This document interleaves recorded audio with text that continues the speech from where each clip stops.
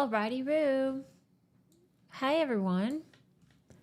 Oh, I did forget to check audio for... We're going to have a watch party. It's okay, we'll fix it. You know what? Test and prod. Who freaking cares? Okay? Who freaking cares? It ain't that deep. That's what I'm saying. I think it's just... We're just freaking online. I can say whatever I want. I gotta do shit. Okay. Let me get Twitch back up. Khan, hello, hello. How's it going? Guys, I decided we need freaking cozy vibes today. That's the play. I think that's the freaking play. So, we're getting ultimate, you're getting Grandma Bunny today, which means I'm gonna be working on, I'm gonna do some knitting and we're gonna have a watch party. It's gonna be great. You're gonna like it. You're gonna freaking like it. Yeah, it'll be great. All right, let me find, oh, there's also other things that people I think have suggested for watch party. My bad, I have not looked at that yet because I've been a little bit of a chaos gremlin, I'm gonna be honest. Sometimes we're just in a freaking chaos gremlin phase of life. Sometimes it's just what you need. All right, cozy knitting, tech react plus knitting. Watch party.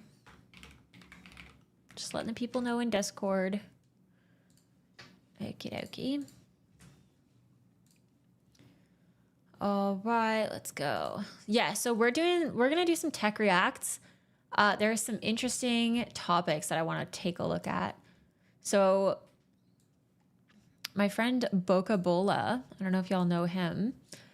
He does more, he's like tech adjacent creator. He doesn't do like programming focused content or like hard, I think he does some like server stuff. Like, I think he's more on the hardware side because he's done a lot of stuff for like LTT. So I think he's more on the hardware side. Let me double check because I could be wrong. Okay, no, he got some my server rack. He's got a home server, fixing Wi-Fi, but he does kind of a here. Let me. This is so this is Boca. All right. So we're gonna. He mentioned Linux. Okay, apparently the Linux community is pissed. So you know me. As a member of the Linux community, I'm so intrigued by this. We have to watch it. So we're going to watch that. We're going to look a little bit at Zig has a no AI policy. I know that like all this stuff with Codeberg was a really big deal with like Codeberg. Basically, the entire platform decided that they wanted no AI contributions at all, which is interesting. So, yeah. I think it's an interesting take. So we're gonna take a look at that. Don't ask why Prime's in Pixel. It's like a Minecraft PrimeaGen. Okay, we're gonna watch one of Prime's videos. There's a couple other videos that I thought were just kind of cool, and so we're just having a freaking party over here. And I'm gonna do some knitting, and we're gonna chat. Is this a knitting watch party? No, wait. It says tech, right? Tech reacts plus knitting. Okay? Listen. Artisanal. The embodiment of artisanal. I thought it was minimal AI. Like you can have AI pieces, but not majority AI built repos. We will find out. I've just heard about it and I just was like, you know what? I got a lot going on right now in my personal life. I got a little too much going on. I need to simmer down. Okay, I need things to simmer down. Hence the watch party. Hence why I'm like, I don't freaking know what Codeberg is doing. Okay, I'm not a news channel, but we'll find out together. It'll be fun. Wolf, thank you so much for the tier 1. I appreciate it. Thank you. Sorry, my brain just like stopped working for a second there. It was like, I don't know what that is. Also, Snorlax, thank you so much for the Prime. I appreciate it. Thank you. How's everyone going? But yeah, I got some knitting I gotta do too, because I have a sweater that I really need to finish, and I don't have very much left to finish on it, but I haven't finished it. It's pissing me off. So that's the plan for today. Also, can we talk like So I know that there's like, let's talk personality types for a second. Okay. I know that there's like type A, which is just like everything in order all the time. What's the middle ground? There's type B, which I think is like pure embodiment of chaos. I think I'm a middle ground, and I need to know, is that like a type C? Because I am the kind of person, my fridge, meal prepped. Okay. I'm freaking meal prepping. I'm organized on that front, but it is like the least aesthetic looking fridge of all time. Okay. It's kind of janky. I kind of broke the door a little bit, so I have tape holding things in the door.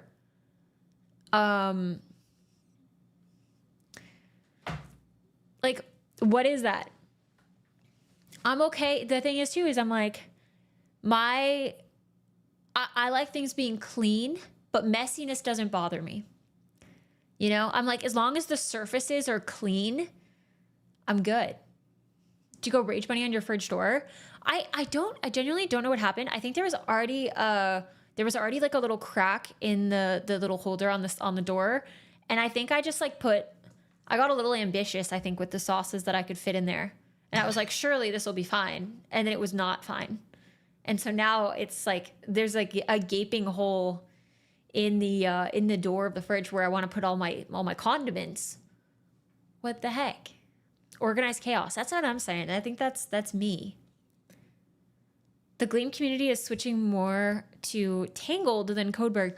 I think I've heard of Tangled. Wait, we have to take a look at Tangled as well. Okay, Tangled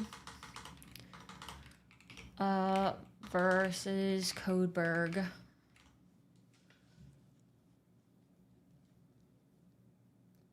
I think Tangled is more like a social, isn't it kind of like a social platform vibe? I think I have an account on Tangled.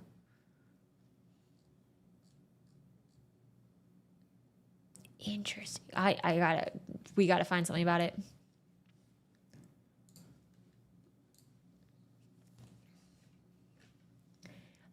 Cairo, thank you so much for the Prime sub. I appreciate it. Thank you. Thank you. Can you knit a sweater? Yeah, my sweater is like mostly done.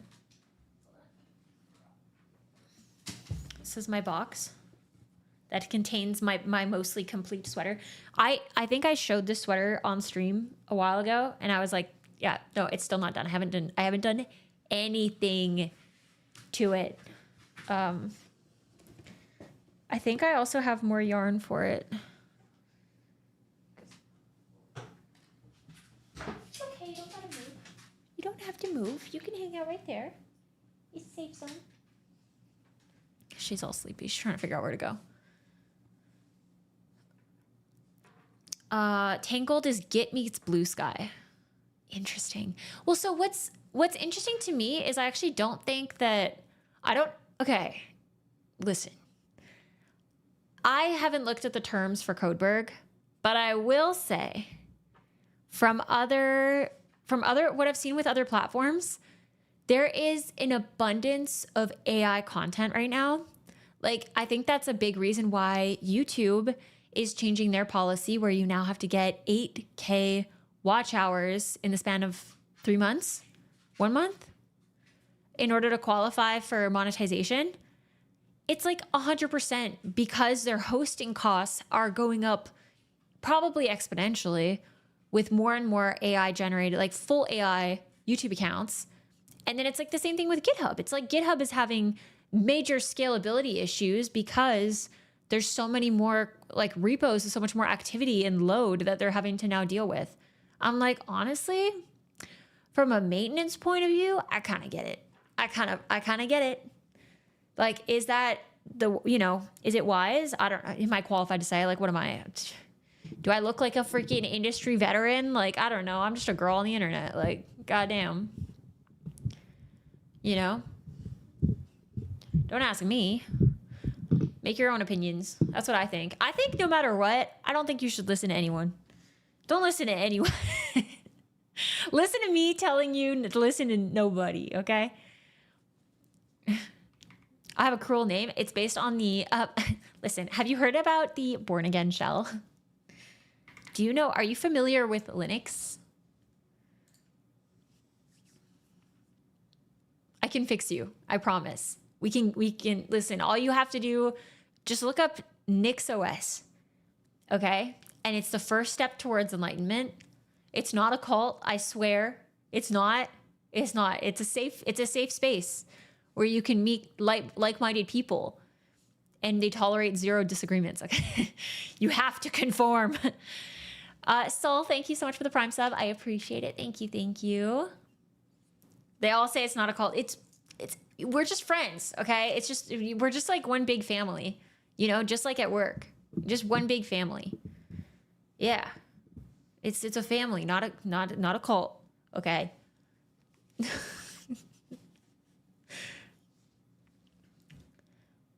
Oh, wait. Also, look at what's crazy. So there was an article that I wanted to react to that I think got taken down. You guys, hold on. I was like, that's crazy. I don't know. It must have been a legal concern for them. Does AI generated code violate open source licenses? Yo, okay. So I read this article. And now it's just page not found. Listen, it's a conspiracy. They just posted this.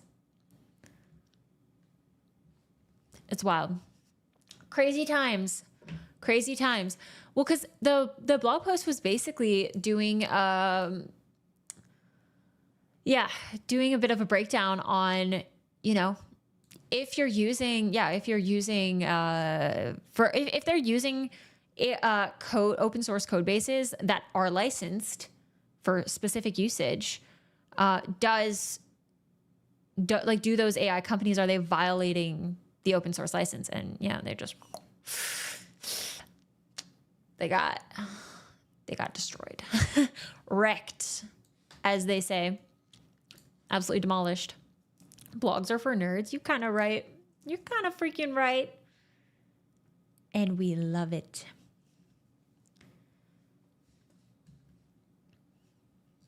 A Bash Bunny is also a hacker tool for pen testing. Yeah, by the Hack5 team. Yeah, it is crazy. I've nicked your videos for so long. I'm thrilled. Wait, really? That's so big. That's so huge. I gotta say, I appreciate you. Yo, I bet if you're knitting to my videos, you're definitely making it to the end. You're a freaking real one. I appreciate you. In tech, we start with a 404. If you're persistent enough, the government will move on to 86. Wait, what is that? What does that even mean? What do y'all think about shadow banning? I do it all the time. You know what? Sometimes you just gotta hide people. I will mute people for being annoying. I'll say it. Sometimes somebody on Twitter will just have a bad take. They'll reply to something and I'm like, I don't like that. And then I'll just mute them or block them. Like I block so many strangers. I'm just like, you got weird energy. I'm not about it. See ya. I think we gotta do that, you know? We gotta do that more. I think less people should have a voice. Silence them, especially if they don't agree with you. No, I'm just kidding. I'm totally kidding. What do y'all think about shadow banning? Are you asking, like, is it real? Like, what do you mean? Are the platforms shadow banning you? What's the point though? Because then you just live in an echo chamber? Nah, it's like, you know what? I think there's only so much like external stuff you can handle in a day. We're not equipped to get like thousands of opinions in a day, okay? I think this is why we as a society are so stressed out. I think that for me, it's more so a matter of like morality and stuff, you know, where I'm just like, brother, you're racist. I'm going to ban you. You're blocked. Like, you're just also like, I'm like, you seem like a hate farming bot, you know, like there's so much online behavior now where I'm just like, you're just clearly a bot. You're just an engagement baiting bot. And now you're blocked because you're annoying. Yeah. I'm like, honestly, if you got a little, like, I think if you got a little bit of an echo chamber going on, I think that your online feed should be like basically the embodiment of like what you're what you are hoping to become, what you're hoping to surround yourself with. You know, I don't think that surrounding yourself with people that are motivating you towards your goals is a bad thing. You know? Then you get desensitized to opinions, and then when you do see them, they trigger you more. I mean, I don't think so. You mean like if you don't see all the random BS that people are throwing at the wall on Twitter, that if you mute them, that you're gonna be like more sensitive to it the next time you see it? Brother, it's like mostly bots. That's like I don't think that's a thing. I think that's just not. Yeah. I think people are allowed to have bad takes, and I'm allowed to not listen to them. Like, bye. Is there muting in Twitch chat? There's banning. There's banning, and I think you can block I'm pretty sure you can block other users so that you don't see their messages. I do feel motivated here. I get more stuff done because of these streams. Let's freaking go. That's the goal, you know? That's the goal. Oh, okay. Wraith is saying the term originated in the 1930s soda fountain slang where it signified an item was all out. The most widely accepted theory is that it's rhyming slang for nix, meaning to veto or refuse. Though other theories cite the 86 proof liquor used to sober up drunks, or the address of the speakeasy Chumley's on 86 Bedford Street. 86 Nix conspiracy. Oh, I see. 86 saying okay. 86 saying is like a conspiracy related term. I see. Somebody's about to get banned in this chat. I'm freaking ready. Ready for it. I'm back with tea. Let's freaking go. I got snacks too. I have popcorn and I have grapes. Let's freaking go. I don't have tea today because I whitened my teeth last night. I don't think you're supposed to. I'm going to try and avoid. I love black tea. Like I drink too much black tea and I think that's like, it stains my teeth like crazy. Two very unrelated snacks. No, are you kidding me? Fruit and popcorn go so well together.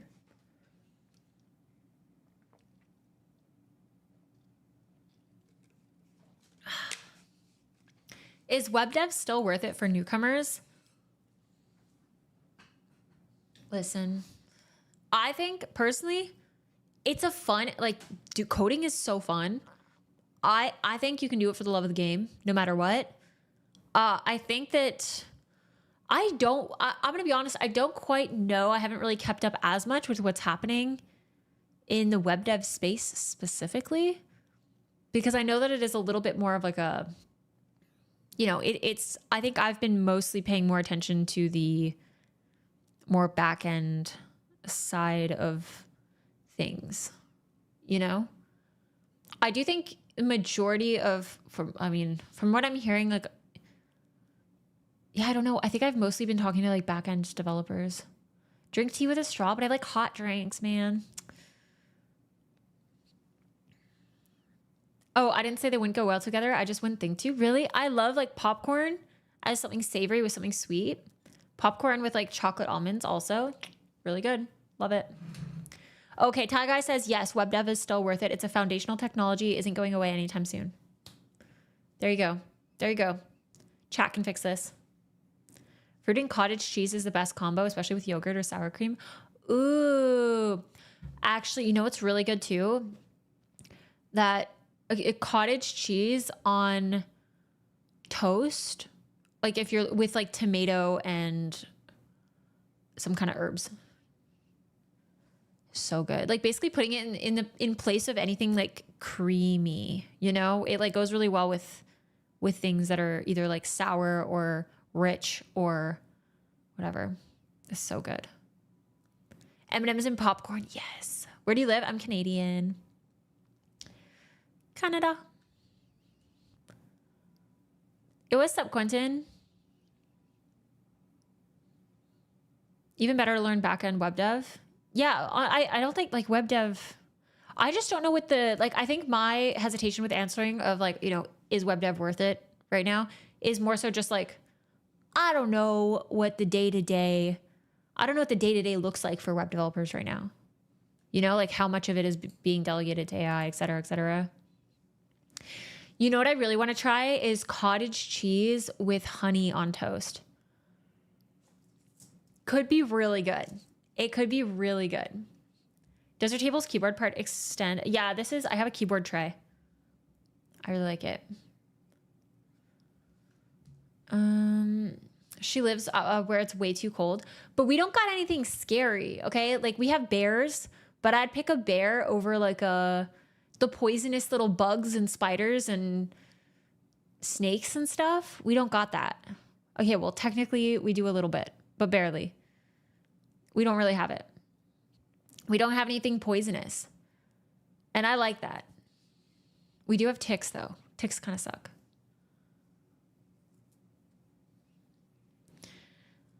No. Wait, come to MO? Where is MO? Montana? That's the only. Missouri. Wait, that's a city?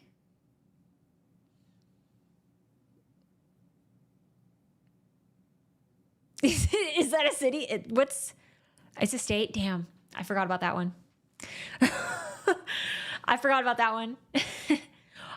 I believe you mean venomous. Wait, what didn't I say venomous? I said poisonous, right? I don't know. You know what I mean. I take scorpions over bears. Nah, there's no freaking way. You know what? Bears, you can see them coming. Okay? You can see them coming. You just like, they're very avoidable. I don't know how to avoid a scorpion. Like, they just kind of roll up. Like, are there attractants for scorpions? Like a bear, it's just kind of like, okay, don't smell like food and it won't think you're food. You know what I mean? Like, be smart. Don't cook like bacon at your campsite and then wear those clothes to bed. Don't do that. The last thing you see. Okay, potentially right. Do you stream off your Nix system or use a secondary Windows machine? I use a secondary Windows machine, but like only this year. So all of my previous years of streaming, I was on Pop OS and I was streaming and coding on the same machine. But now I have a dual PC setup, mostly because for whatever reason, OBS likes to play roulette with my audio on Linux. So yeah. Actually, yeah, polar bears are crazy. Polar bears scare me. The polar bears are scary. They're like, you are food. Brown bears is like still preventable. But no, we're not knitting yet. But that does remind me that I have the freedom. So this is the sweater that I need to freaking finish, okay? I think I've shown you before this one. Okay. It's taken me so long to do this sweater. But it's been fun. It's a cardigan, so it's open.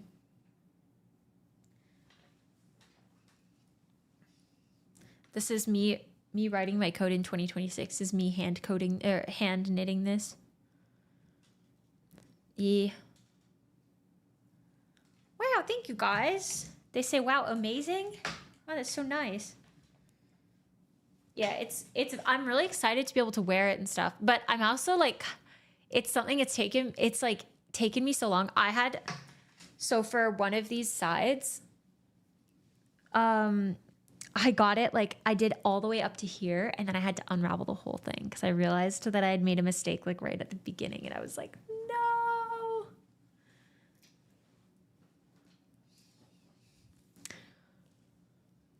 Can you get the same level of pay in Canada if I move from the US?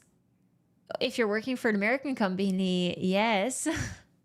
If you're working for a Canadian company, probably not, unless it's one of like the top tech companies, I'd imagine.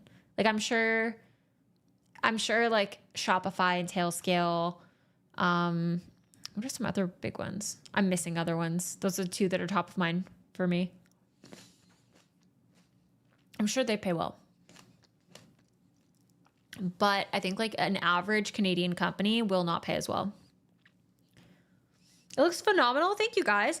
I think I'm actually just gonna, because it's supposed to have like a button band and buttons, but I always just wear my cardigans open. So I might actually not put a button band in. I also hate putting in button bands because last time it was so hard for me to get it like level and flat. However, I do have a pattern for this. So technically it shouldn't be much of my own calculations, but I might just leave it. I might just basically, so this is super long right now because I'm going to curl it under and it's going to be like a padded kind of thing. Okay. So this is going to fold in half. What got you into knitting? I got a concussion and I couldn't do anything. I was like, my entire life is screens and reading. What am I supposed to freaking do with my life? I can't look at screens all day. I used to knit a lot when I was a kid. So I did already know how to knit. I know how to crochet and stuff too. I love crafts. I'm a pretty crafty gal. That's actually one thing I was thinking is like, I want to do merch. I actually have some designs already like done for merch, but part of me is like, how fun would it be if I did like arts, like crafts on stream, meaning I like thrift, like a denim jacket or something like that and do like embroidery and like sew on patches and like even maybe do some like fabric painting and stuff. I'm like, how sick would that be? Have you done cross stitch? I have not ventured into that yet. You probably should put a band, even if it doesn't have buttonholes and buttons. Without edges, it might roll in. Yeah. I think no matter what, I probably have to block it first anyway, which is basically where you wash it and then you pin it down so that because right now you can see it's like super stretchy. It's like it's kind of like a bit of a wonky shape right now. And when you block it, it'll like kind of help flatten it out, even it out a little bit more. So we'll see. May I ask what the tattoo means? It's just love. It was from someone that I love and lost. So it's a nice reminder to me to be, I don't know, to enjoy, to love and be loved, you know? I think it's it reminds me of them whenever I look at it. What are you trying to make that color like the Shama meme? What is that? What does that mean? What do you mean? I'm looking it up. What is that? Wait, did I misspell that? Damn, your biceps are bulging? Oh my God, really? Wait. Thank you so much. I'm back. You know what? You can kind of tell when I'm like a little bit stressed because the more stressed I am, the more I will work out. I lock the fuck in with my program. I don't know about you. It's iron therapy. Okay. It's cheaper. It's cheaper than actual therapy, but you know, if you do need a professional, you gotta get a professional. Okay. But I love lifting. It is so therapeutic. Like just any kind of movement is so good for you. What is this?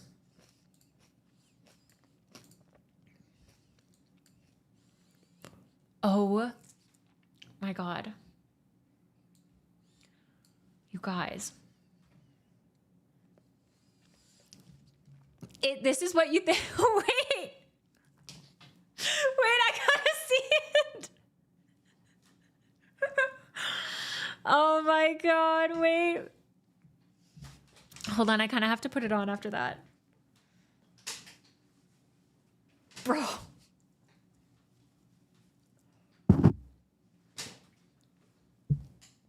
I don't want to lose. If I drop the stitches, I'm going to lose my mind.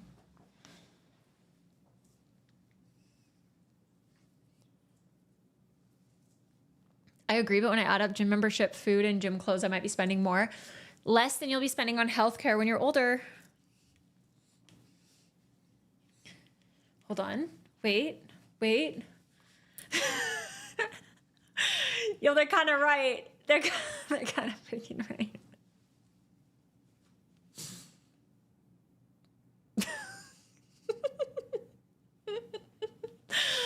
We're the same.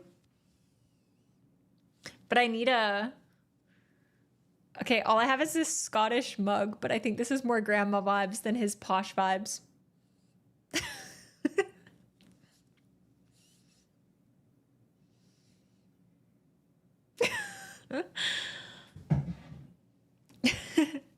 His is 3 times thicker.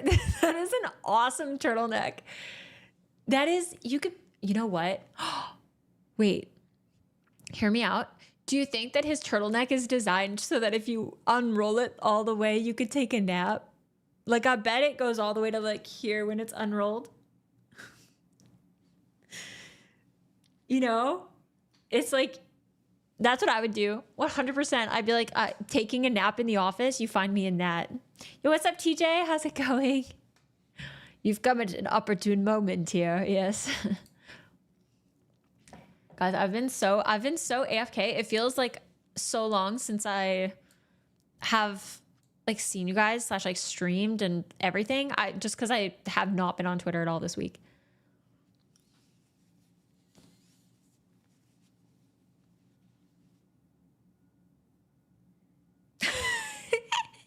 That's awesome.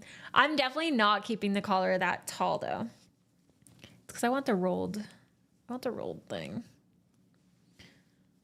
Yeah, like I think that is gonna be comfy cozy. That's so funny.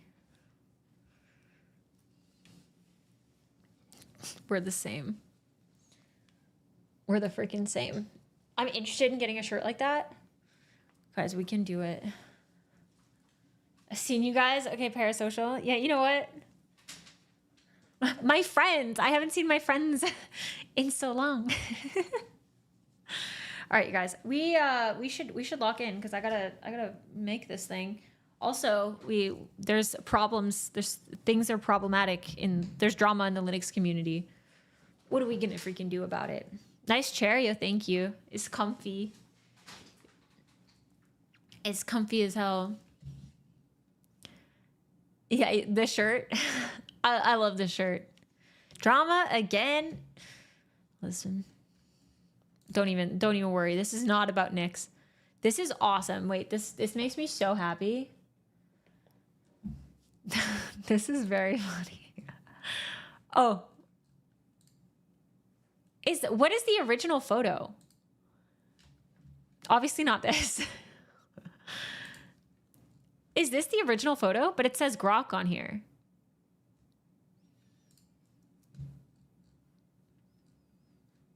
Oh, that is the original. This is awesome. This is a freaking vibe. Who is this person?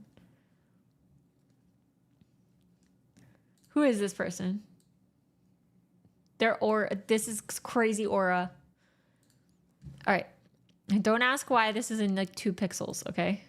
This is what we're gonna watch first. What else?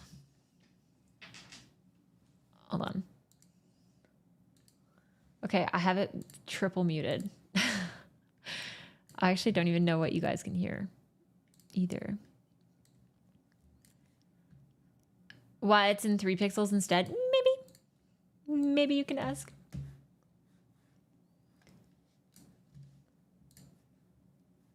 Yo, what's up, Tagster? Hello. Hi, Keystone. All right. Wow. Okay. Let's see. Desktop, in theory, you should get audio. You see, I decided to rant on Twitter. That, believe it or not, isn't the part I messed up at. It's what I decided to post. You see, I've been daily driving Linux, specifically CachyOS, on my main gaming system, and I ended up having a bug that completely Guys, what's Cachy good for? nuked my desktop environment. Now, I go into more detail later in the video on what I think caused this, but in my infinite wisdom, I just decided to post on Twitter saying this happened, and oh boy, did the neckbeards come out and lose their flippin' He sounds so mind. Canadian. I've never had a post get so much engagement from people calling me an idiot, a moron, saying I should have picked something else, and I thought what better way than to just read some of the comments on stream. So if you guys enjoyed this video, make sure you like and subscribe. Oh my okay, God. Bye. Okay, that's awesome. TLDR, I went to go to the washroom, whatever, after stream yesterday. I came back, my computer had gone to sleep. I tried to wake my computer, my main display didn't turn on, but my second display did, and I noticed on my second display that it was frozen. I tried to get to the terminal, I tried to get to other desktops, I tried to see if there was any signs of life, there wasn't. Wait, so what I did was I hard reset my computer. I am curious, when he says I tried to get to the terminal, does he mean like he tried to get to his terminal emulator through his desktop GUI, or he went to the TTY login for it? That's my main question for you. By holding the power button, I turned it back on, and all of a sudden my entire desktop environment was destroyed. I didn't have any access to Plasma. It was super weird. Plasma? Some of my apps would open, like... What? I've never used Plasma. Has anyone here used Plasma? I've only ever used GNOME as like a graphical... Me? Is it good? I've never heard of Plasma. You sound more Canadian than any of the LTT guys. Really? Do I sound like Canadian? I thought people thought I was American. I confuse them all the time. Plasma user, it's great. I do sound Canadian. That's awesome. Okay, that makes me happy. Plasma's fine. Wait, what? Oh yeah, I've heard good things about KDE. Oh, it is KDE Plasma? Oh, okay. Arch. Wait, is Cashy Arch based? Hold on. Hold the freaking phone. I haven't even done any knitting yet. Is Cashy?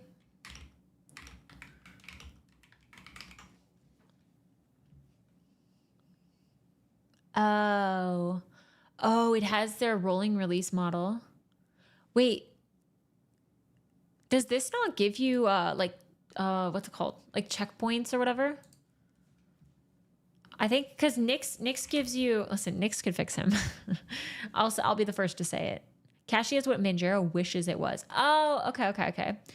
Because we do like checkpoints, right? Is it called checkpoints? What is it called? NixOS, like after rebuild.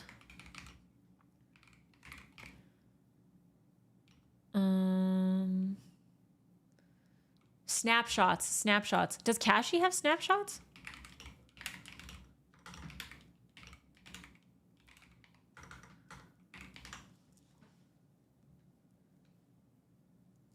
It does? Oh, automated via the snap pack. Wait, did he just not know?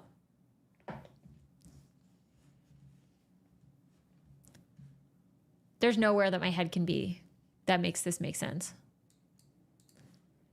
Hold on. Listen, it's fine. Okay, CachyOS has a built-in snapshot support as a core feature. The distribution uses a BTRFS file system by default, which leverages the copy on write capabilities to create efficient snapshots that consume minimal disk space. So in theory, he probably could have used a snapshot, but I guess it just depends on what broke. Oh my God, wait, Boca's here? Oh, I'm talking shit. No, I'm just kidding. We're just, we're reacting to your Linux video. He said the Linux community is pissed, and I said, bet. I said, I'll check it out. I'm getting baited. I have to. Also, thank you so much. Ooh, you got the gift sub, courtesy of Judy. It's entered month 3, and I hope you're enjoying your sub, Boca. Fun to come hang. I did try the BTRFS snapshots, by the way. I explain it in a tiny bit later. No, I'm sad for you.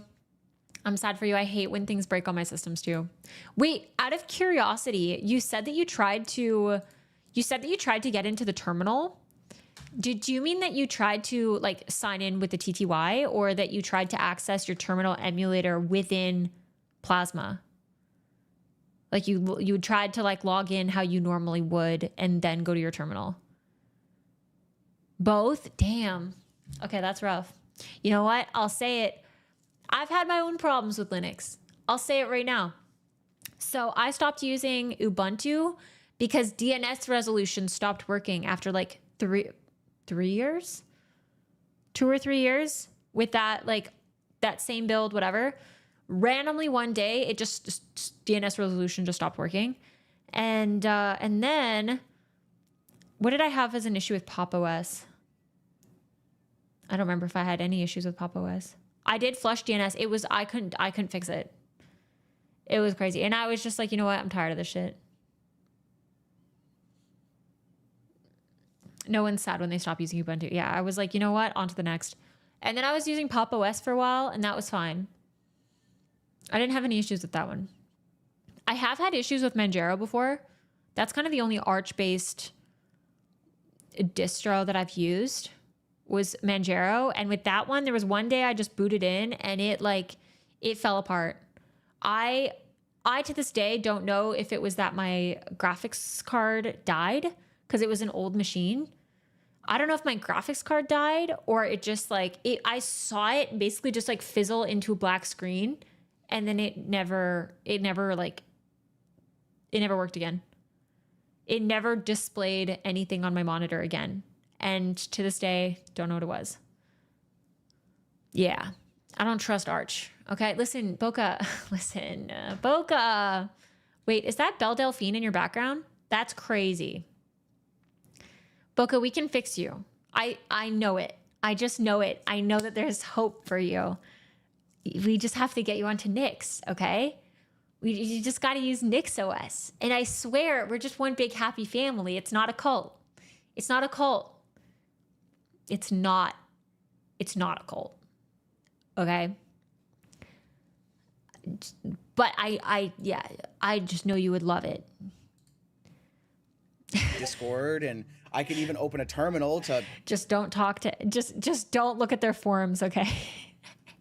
The amount of people telling me to use Nix was insane also. By the way, Nix, I will be honest, this wouldn't happen on Nix.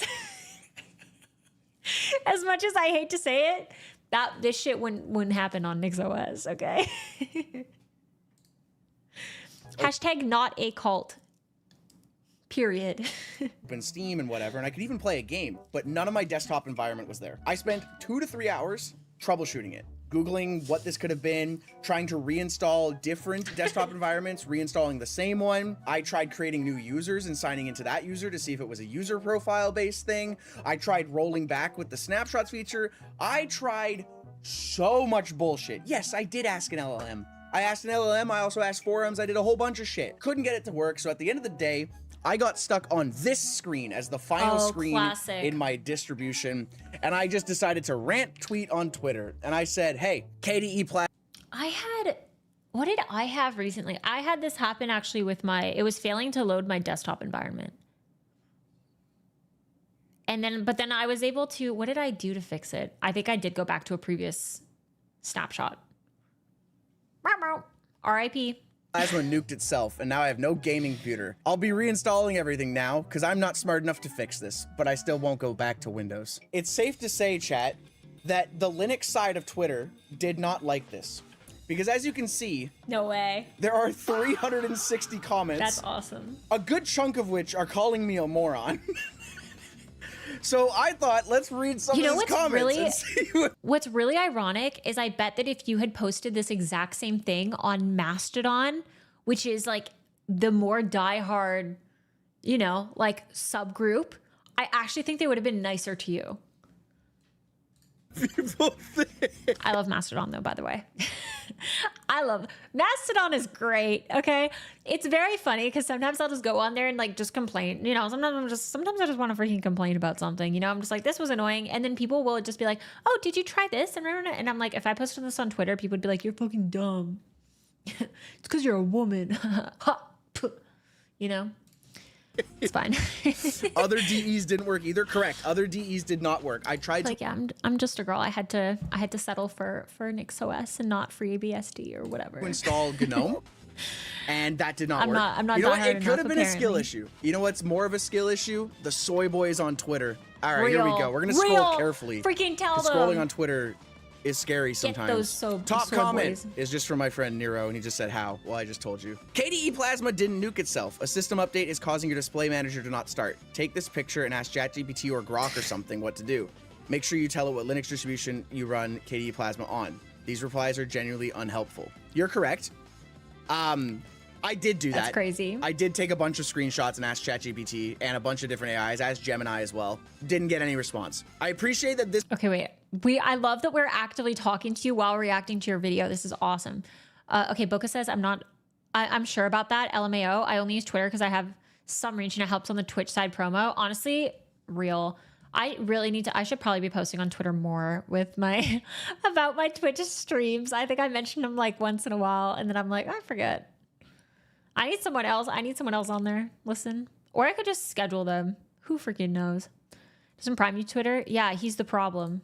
Prime's the freaking problem. This one was kind of an actual helpful comment. I appreciate you. Thank you very much, sir. I did not ask Grok because Elon can stick his fucking Grok up his own ass. I don't want to use his fucking services more than I already do. I exclusively don't use a DE for my Linux boxes, even if I ever had to. That was awesome. I know enough to not use KDE bloatware. So you don't use a desktop environment at all? Yeah, you're dealing with the arch users. I'm gonna be honest. Impeccable. The solution is terminal only. KDE Plasma is always a bad time in my experience. Never had issues with games on GNOME. I wasn't game. That's so funny. That's so funny. It really doesn't surprise me that you're getting people that are like, oh, you can just use the TTY. Maybe just you can get i3 going, get Sway going. They're probably like, I use Hyperland, by the way. Gaming, first of all. Second of all, sure, maybe GNOME is better. I like KDE because it's what I've used. I do it. I'm going to be honest. I don't know what point you jumped in. My first thing is I was like, I've never heard of Plasma, but I've never had any issues with GNOME. It is my favorite, I think, graphical desktop environment. But that's because I've never used anything else. So it's 100% biased.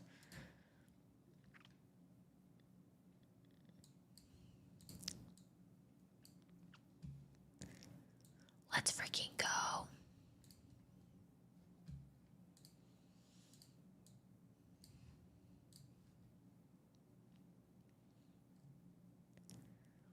Aren't you sitting on i3 right now? I love i3.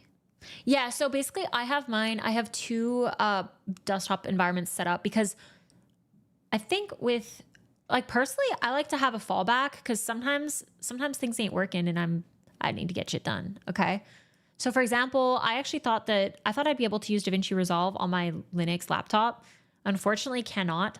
But I figured that would probably be better. Like that, there's a chance that like, I don't know, for some reason, like wouldn't work on i3 or something. So I have both. I have both as login options. I can just switch between the two. I just wanted to keep using it. Take this as an opportunity to remove the terrible malware that is KDE and replace it with the heavenly GNOME desktop environment. Bloatware wow, this alert, one was having both, probably an honestly, unpopular opinion considering how many comments this guy got. Nice joke. Calling someone a criminal over a desktop environment choice, a little harsh. Awesome. Kind of like calling someone a terrorist because they prefer vanilla ice cream. So this just became an argument between GNOME and KDE, basically. That's beast.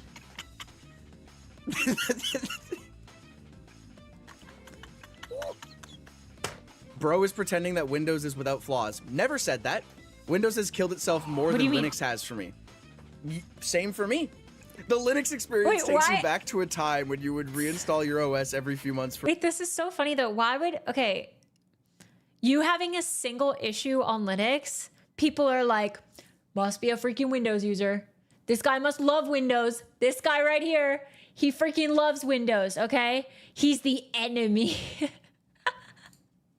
For a fresh start. So Grok funny. is the best tech support. Jesus fucking Christ, get your head out of your ass. Looks fine to me. What's the problem? Looks fine to me. A desktop environment cannot nuke itself. It's your distro which did it. You know what? This brings up a good point. It's really hard to convey to the average user all the different parts that make up a Linux distribution. Because when I look at Bazite, I don't see Bazite that is Fedora with KDE. I see it as Bazite. And so when I complain about something not working in the KDE desktop environment, I blame it as a Bazite problem. Even though I understand it's not, it's a KDE problem. Because when I install Windows and something's wrong with File Explorer, I get mad at Windows. That's why you're just a fucking idiot. Thank you, AJ. Appreciate you. Fucking idiot. That's unusual. It makes me wonder if you have a drive dying. You know what? I didn't do any tests to check smart stats. I would hope this drive is not dying, considering I stole it from work 6 months ago. So this is a helpful comment, and I did try this. I don't use whatever it's fucking called, Limonine or whatever. I was using Grub, and I did try to revert to an older snapshot, but I went all the way back to even the furthest snapshot I had available, and it still wasn't working. No! Oh, all right, get a little angry there. Okay. Ooh, this is where we're getting into some of the spicy comments here, chat. Okay, Boudin is a single user and read your logs. Yo, I'm gonna be honest. If we get to the end of this video and he's like, it was a cable, I'd be like, that is classic. Imagine it was just a freaking cable. Sometimes my cables just die. They're not built like they used to be, okay? Great question. Quality's going downhill. Try to, again, make another user profile. Dude, sometimes I've had that happen. It was actually one of the funniest things that I've had happen was me going, oh my God, did my monitor break? Did my computer break? And I was like, oh my God. And I was a little bit panicked because I was like, oh, I have so much I have to do at work today. And then I realized that I stood up at my desk the day before and I brought my desk into standing mode and it ripped the DisplayPort cable. Like the, like where the metal actually joins into the cable. I think I have a photo of it somewhere. I'll try and find it. You probably won't. I won't find it in time for the stream, but. Oh, it didn't Yeah, we're chatting with Boca, Jeremiah. work. Yeah, it was major RIP cable, honestly. It was kind of crazy. Wait, maybe, okay, I'll try and find it. Hold on. Let me try and find it.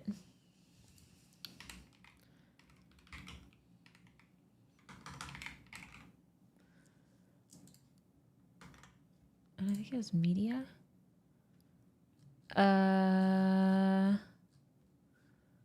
No, okay, I might have to go in my profile. I actually don't post that much media on here, so I think it actually would be findable. He was back a while back.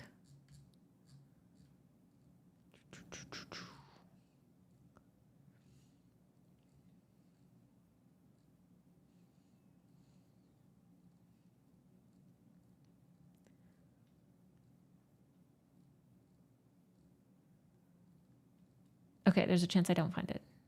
I'm pretty far back.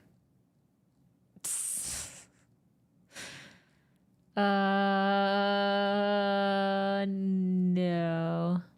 I do have a twerking skeleton that I found though. That's sick. Okay. So funny. Okay, back to this. I was able to access like my file manager and stuff, which is how I was able to save a lot of my data before I reinstalled. I've been using Arch for at least 7 years now and has never nuked my system. Is there literally anybody in chat who has never had a single issue ever on Linux? And I'm talking like you don't even have to tinker anything. Oh, Linux breaking is just a part of its tism. I'm always surprised when things work. It is part of the fun. One issue per week guaranteed.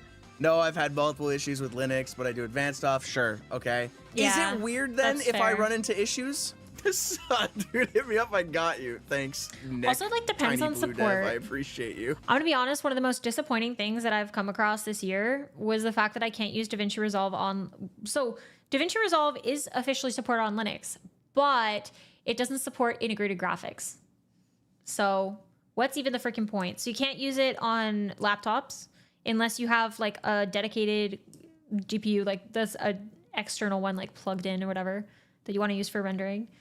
But it does make me kind of consider, I'm like, surely there must be a workflow where I could have a home server where I do the edits and stuff like remotely, like some RDPS shit, you know? Yeah, I think that'd be great.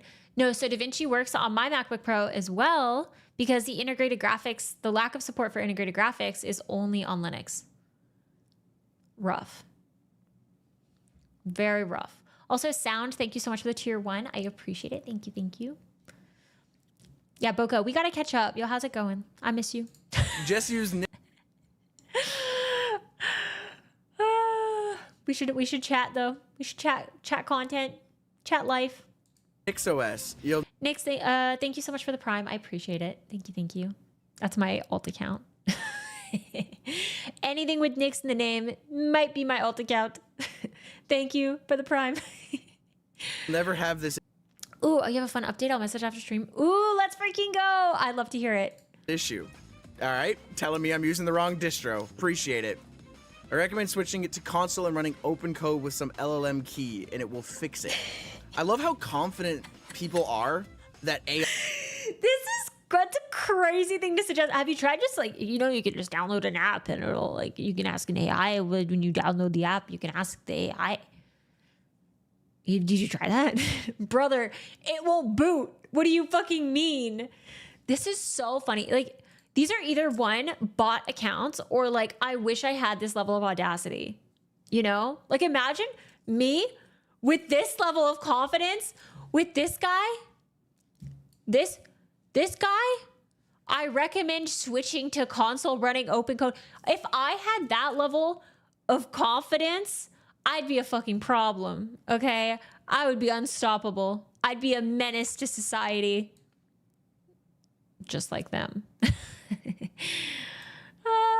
That's awesome. I didn't realize my head is probably blocking some of this. Wait, I can react right by Boca. I'll be right by Boca. Look in chat. Wait, now we got chatception as well. Hold on. We can fix this. Dang, look at that. We got 2 chats. You guys could chat with his chat and make it look like it's one big happy family. Just like Nix. All right. I'll stop messing around. Okay, back to the video. AI will This is a collab. Yeah, Boca's live right now. I should start replying to his chat. just fix it. Did you try and update it before you went to the bathroom like before? You know, you're so right, Austin. Yeah, that's what happened. And it all went to shit. Everything. All of it. It's very possible, to be very clear. But, like, it's very interesting to me how many people are so confident that it Open code is just an AI is an awesome thing to say. They're right. will just fix it. My theory of what happened is I applied an update. I didn't reboot. And then by the time I went to go, like, to the bathroom and come back, my computer went to sleep. And that sleep is what broke it. That is honestly, my guess of what happened. Real. Nuked itself as if you did nothing, and it nuked itself. In my humble... I'm gonna be honest. I don't think this person that says this guy, I don't think they've left Ubuntu in their freaking life. Okay? Sylvan has never been on Arch. I know it. Nuked itself as if you did nothing. Anyone, I feel like this shit happens. I've seen things, okay? I used to do tech support.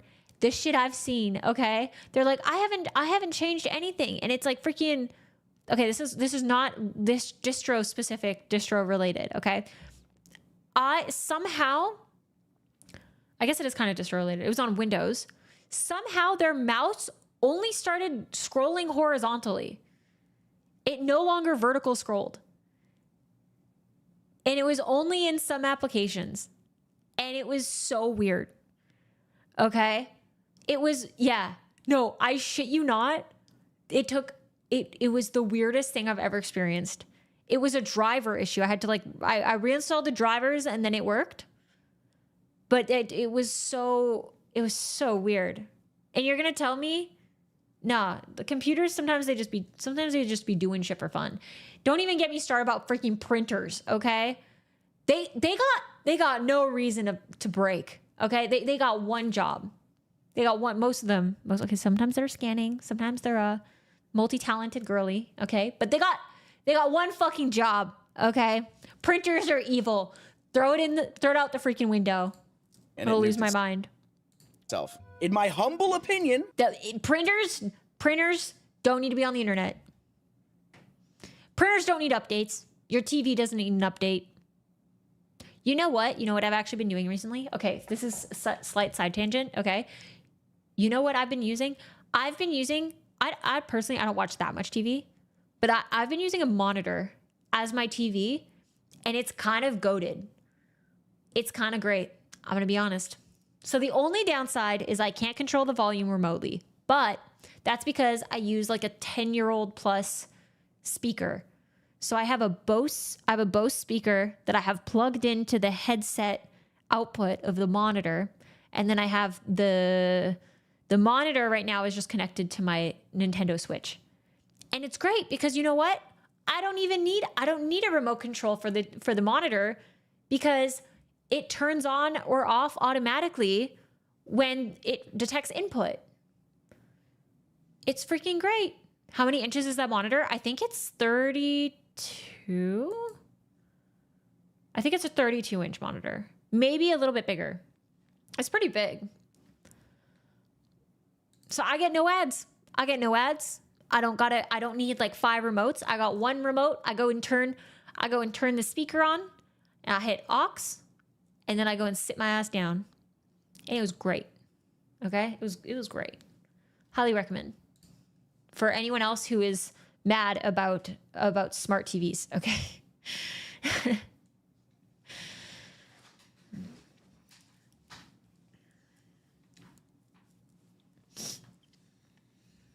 They said you're the problem.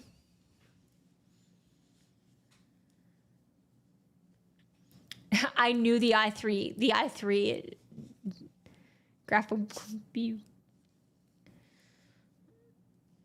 No, that's valid.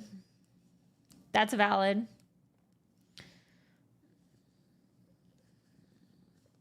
What a weirdo.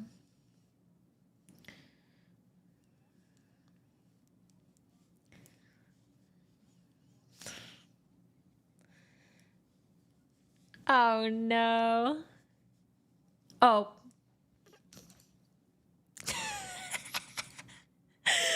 Oh wait, was I just watching it and going okay.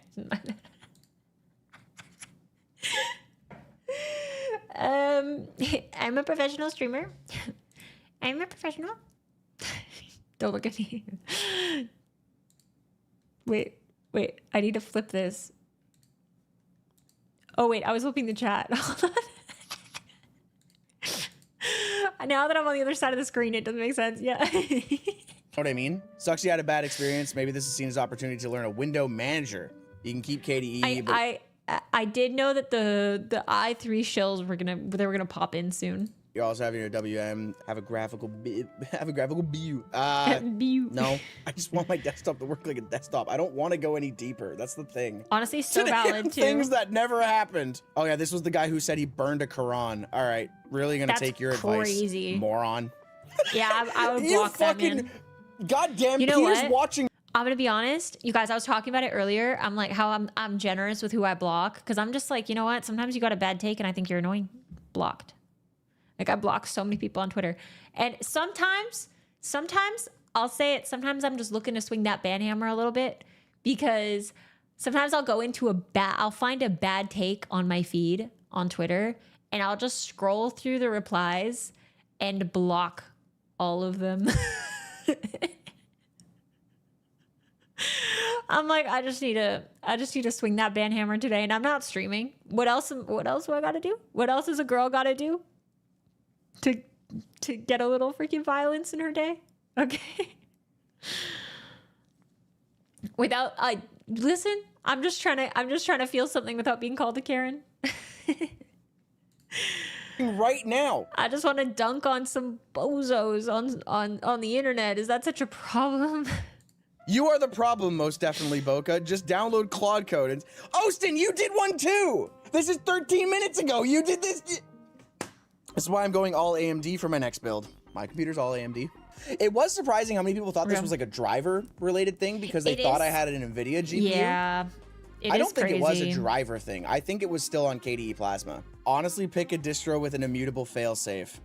It's not a bad piece of advice. I did run Bazite for a month before this, but I wanted to get off Bazite because I found some cases where I was trying to install some softwares and it was more hoops to get installed. But I suggest no In Twitter. the words, you did something real stupid. Creator. What else am I supposed to do? I don't think I did, but I appreciate you, Will Satchwell. Honestly, Twitter the first is desktop environment failure is a canon event. To be honest, okay, so the guy says, hey guys, might I suggest no Twitter? To be honest, it's hard to get off of Twitter, especially in the tech space. Because I'm like, if I ever wanted a job, the easiest way I think to connect with people that would lead to a job is actually through Twitter. I think it has more pull than like LinkedIn. Like LinkedIn, people just LinkedIn's freaking weird. LinkedIn would be worse for my psyche than Twitter because I'm like, oh my God, this is coming from someone with power. At least on Twitter, I can be like, look at Steve. I'm like, this is your freaking AI generated photo of some guy with a beard, you know? I'm like, last thing I need is to put a real person's face and name to something where I'm like, and also you hold a position of power at this company.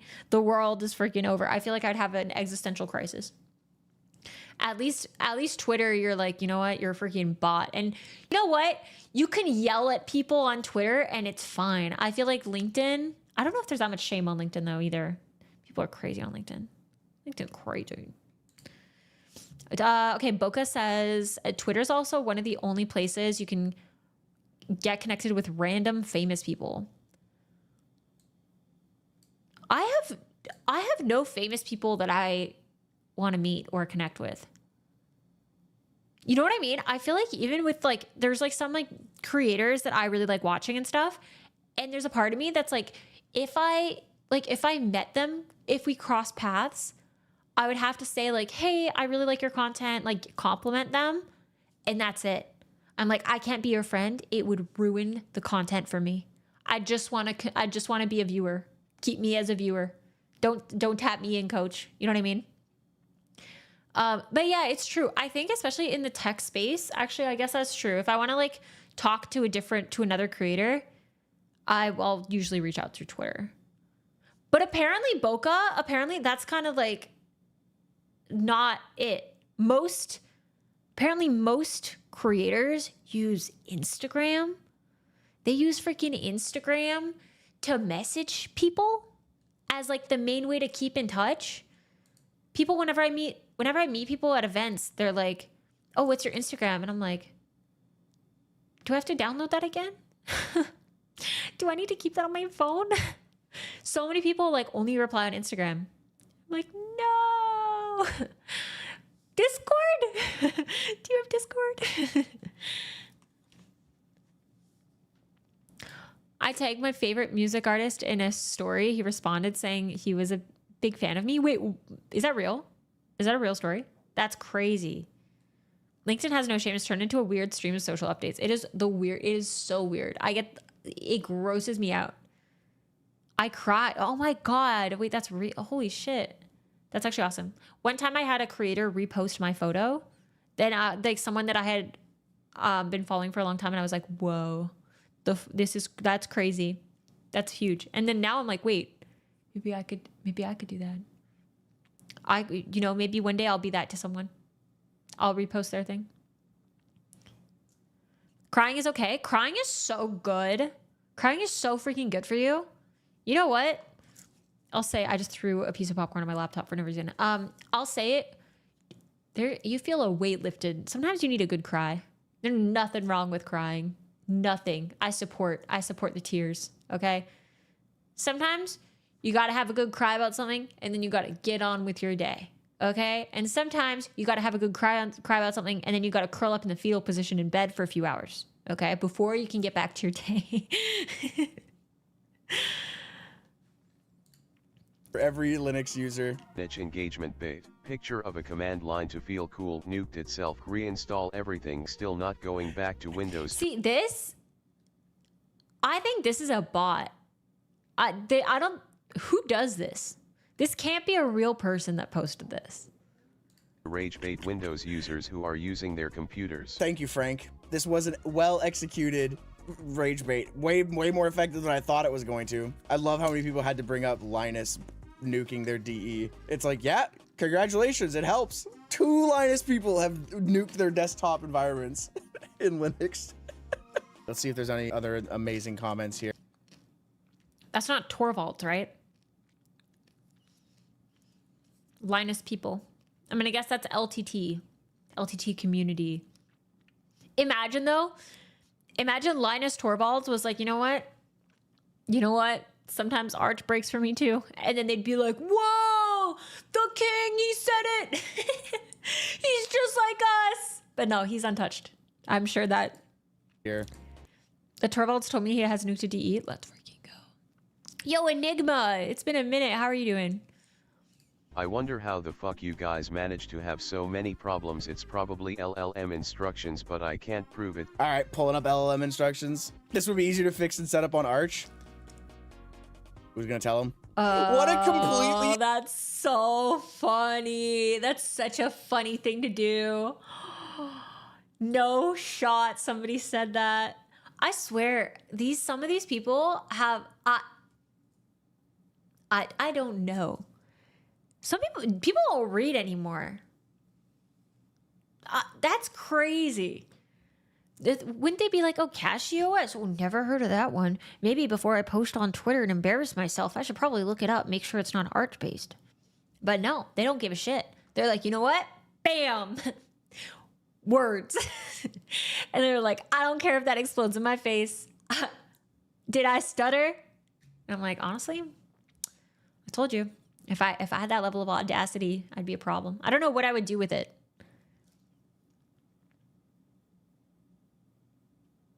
I actually don't know what I would do with all of that audacity.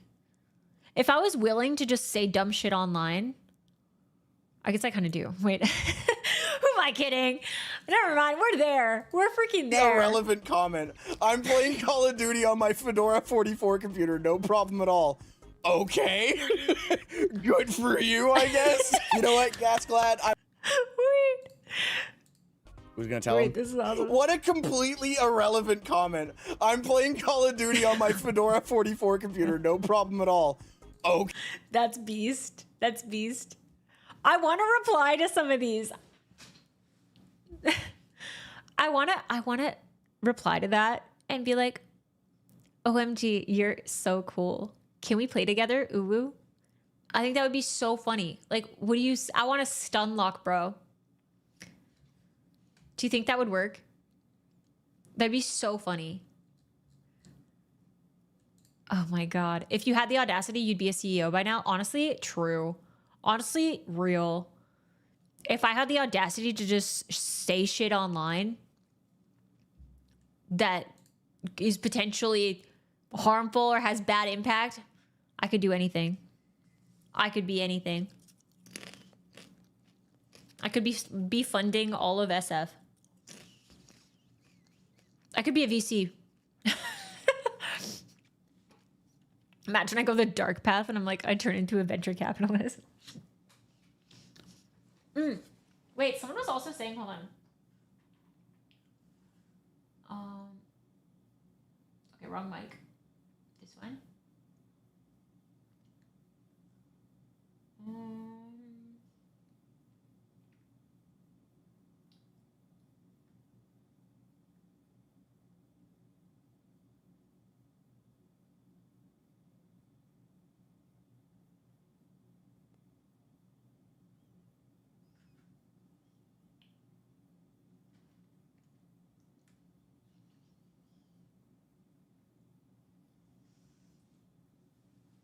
I don't know how to make my mic pick up fewer mouth noises.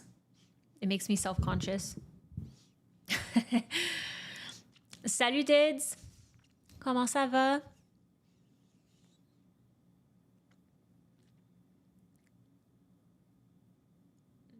You're halfway there with the uncle mode foot on the chair. Also real. All right. Okay. Good for you, I guess. You know what, Gasglad? I'm proud of you. I'm so happy you're playing Call of Duty on your Fedora 44 computer. Define nuked itself. Valid comment. I did actually make a follow-up post to this. I decided to respond, and this was like 8 hours later or something like that. I think I remember seeing the seeing Linux this community responses briefly. on this is classic neckbeard shit. For those wondering what happened, it played out like this. I woke a computer from sleep. One of my two monitors didn't boot. I then noticed it was frozen on my other monitor. I tried getting to terminal, desktop, any sign of life, but couldn't. Held the power button to reboot. It then failed to boot, often spitting out errors related to KDE. I spent a couple hours trolling online for this error, following some guides that seemed decent, but ultimately couldn't get it to work. You know what's crazy is so many people are going to defer to AI now for answering these like crazy, weird niche issues with Linux that we're not going to have forums that have this question for something random like this. It's not going to be documented anywhere. And then AI is not going to have an answer to it because it's not documented anywhere. But then nobody's going to document it. it's going to be a problem. I think the reality is forums aren't dead. I'll say it. I think forums belong more than ever. We need them. Work. Not everyone is a Linux expert. Windows has its issues also. It's not a black and white issue. Thanks for joining my TED Talk. So that was my follow-up tweet. It's also getting some traction. Bro, just try to find out maybe what went wrong and maybe just try to reinstall KDE. It's fine. We'll move on. All I can say, I've never seen that happen. Good luck, buddy. That's the Hyperland creator. Yeah, I was going to say, that's so funny. I recognize this guy. That is the creator of Hyperland. It is very funny that I only okay, there's so many people I don't know and don't recognize because I'm a little bit clueless, okay? I'm a little bit clueless. I live under a rock a little bit. But him I do know because he kept replying to thirst traps online, and I thought it was really funny. Oh, is it? I didn't even acknowledge. I didn't even know that this was the Hyperland creator. Oh, cool. Okay, sure. The Linux community is full of toxic elitist buttheads more interested in improving themselves smart than helping others out. Yeah, he is very funny. Fucking what a bar. To be clear, I think that the more people that accept Linux, the more likely it'll be that we can like drown out the toxic part of the community. That's a distro problem, not a KDE problem. I've had CachyOS break on me too, which is why I quit using. I haven't met that many Linux people that were mean. Is it like, I don't know why. Am I too deep? Am I too deep in it? Maybe they're afraid of me. They're like, what if she says something mean to me? I don't know. I don't think I've spoken to, like, I haven't had any interaction with the Linux community that was like really mean.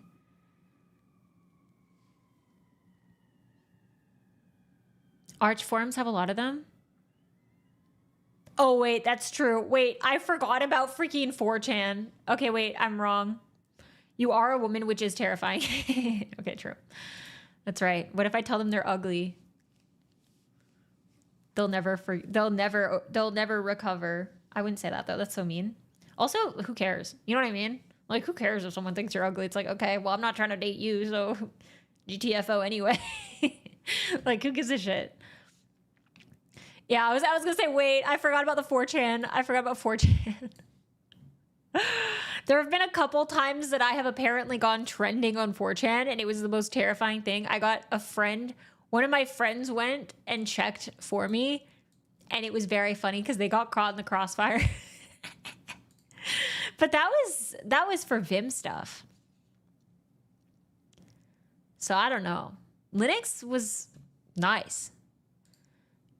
I wonder if, you know what? Part of me is like, I think if Boca maybe was making like more Linux focused content, it's like, I think the people that are actually mean about Linux is where they're like, oh, well, I use Linux, so I'm better than you. And then I'm like, well, I don't know. And it's like the people that are like trying to find some way to be elitist, but they're like, they don't have the depth. I don't know. I haven't had that many like mean Linux nerds. Like they're too busy ricing to care. You know what I mean? It.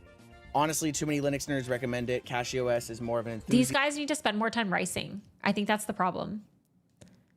Distro for tinkerers. If you're not an enthusiast or tinker, you shouldn't be using it. This goes back to the comments I made just like a couple minutes ago about like when I am looking at it like this isn't software for casual users. You got to be fucking serious about this software, okay? This isn't for, you're not here to play, okay? This is a freaking lifestyle. What? A distro what do you mean? Or an installation of Linux. Am I looking at CachyOS or am I looking at KDE when We're the not problem here to happens, play. right? My understanding from all the shit that I was reading online, you're here to have fun? Not on my watch. this was a KDE Plasma issue. This was not a CachyOS issue. That's so funny. But I don't know. That only happens to me when I choose not to just shut down my PC when I'm done using it. I have sleep mode effectively disabled on my setup to avoid this. Yeah. Linux is many things, but multi-monitor setups can still be temperamental. This is where I was like wanting to rage bait people and be like, my Windows computer can do sleep mode fine. No, I will say I encountered actually a similar issue with sleeping with an AMD chip, where it was basically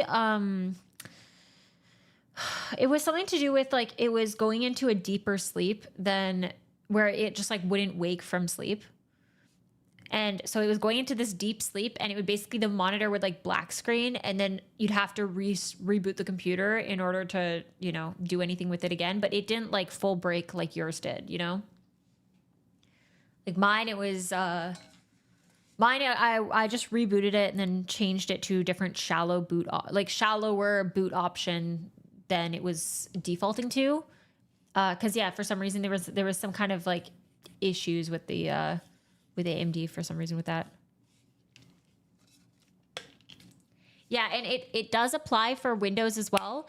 So one thing, I believe it was, I've had separate issues. I had one issue with my NVIDIA graphics card recently where my 2060, what was happening again? I don't know. It's on my YouTube channel. I forget. But basically it was something also with where it was having an issue waking from sleep. And that ended up being, I think, a new default for the NVIDIA graphics card. I don't know if it was a Windows update that changed it or if it was a driver or what changed, but basically I had to enable high performance mode on my NVIDIA graphics card instead of the default like energy efficient something. It's so strange. But yeah, I feel like it's pretty common to have issues with like sleep on Linux, especially like recently. I don't know. The eternal sleep.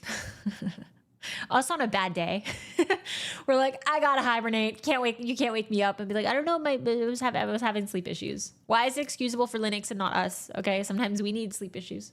So maybe we need to sleep a little longer. Don't wake me up. J'ai entendu du français, je suis content. Yay! Oui, parfois je vais parler en français aussi sur le stream. Mais seulement quand j'ai des francos qui veulent parler en français avec moi. Car la majorité de la communauté ici, c'est en anglais. All right. Just like fully like hit people with like the brain dead Windows. Like That would be unapologetic, whatever, but should maybe this them. is too simple of a take, but if people actually, know that sleep is an issue on Linux, off, then sleep should never be enabled. More and more convinced that only Valve has a chance to pull off a desktop Linux with SteamOS. It's tough. I think there's a lot that goes behind it because they can really have like a dedicated highly paid team potentially funded by the corporation to like create a distro. Is this Mario music in the background? Excellent français en passant, franchement. Merci. It is Nintendo music? Dang. Wait, has that been going the whole time? Or a desktop OS that is like tried and true and tested, you know? It wouldn't surprise me if in the future the market share ended up being like Windows, macOS, Linux, and then SteamOS, you know, in like a weird way. Like SteamOS had its own decent percentile. I looked at the comments, what an absolute clusterfuck. Like Stack Overflow, but with more Adderall. See, again, this is my theory of what happened, but again, I don't know how to fix that. And also, I'm taking bets he didn't update, Okay. Now I'm taking bets he didn't update, didn't notice a kernel update, put his machine to sleep without rebooting, and his kernel told him to piss off. Yeah, I could totally see this happening. But that's crazy that it would like nuke the system like that. You know what I mean? Like, what the heck? If you're like downloading a desktop environment or a fucking OS. Maybe this will cut down to a YouTube video. Maybe I'll title it, I pissed off the Linux community. I pissed off Linux Twitter. I got canceled on Linux Twitter. That'll be the title. I'm still writing mine. Just wait. Oh God, Obama sending it from the official White House account. That was awesome. Me with my rainy lo-fi music that it's suggesting. Yeah. 2 days ago. 2 days ago, and it's about Rust. We might have to watch it. So Rust is over 10 years old. This is baiting me. And so listen, I'm the target for this. All right, give me 1 sec. I actually have to run to the washroom for 1 minute. So everyone grab your snacks, go grab a refresh on your tea and coffee, whatever you need to be cozy. We're so back. Also, Boca, it's so fun having you here while I was reacting to your video. Have a good day at work. Thank you so much for hanging out. I appreciate it. Thank you. Thank you. Have fun. I hope you're very productive and you crush it. All right, you guys, I will BRB. The knitting goes here. Okay.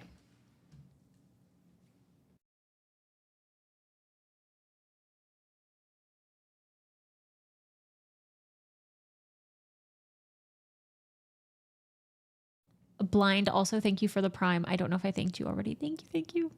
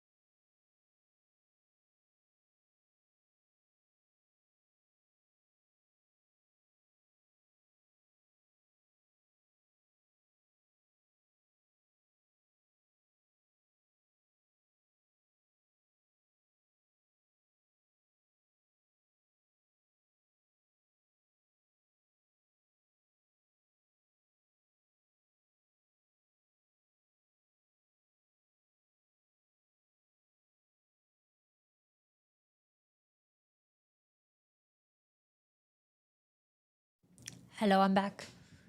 I hope y'all got your snacks and that you're comfy cozy, because it's time for another video. I also have to quickly look something up that I will look up while we're watching, because I forget how to do a stretchy bind off for this.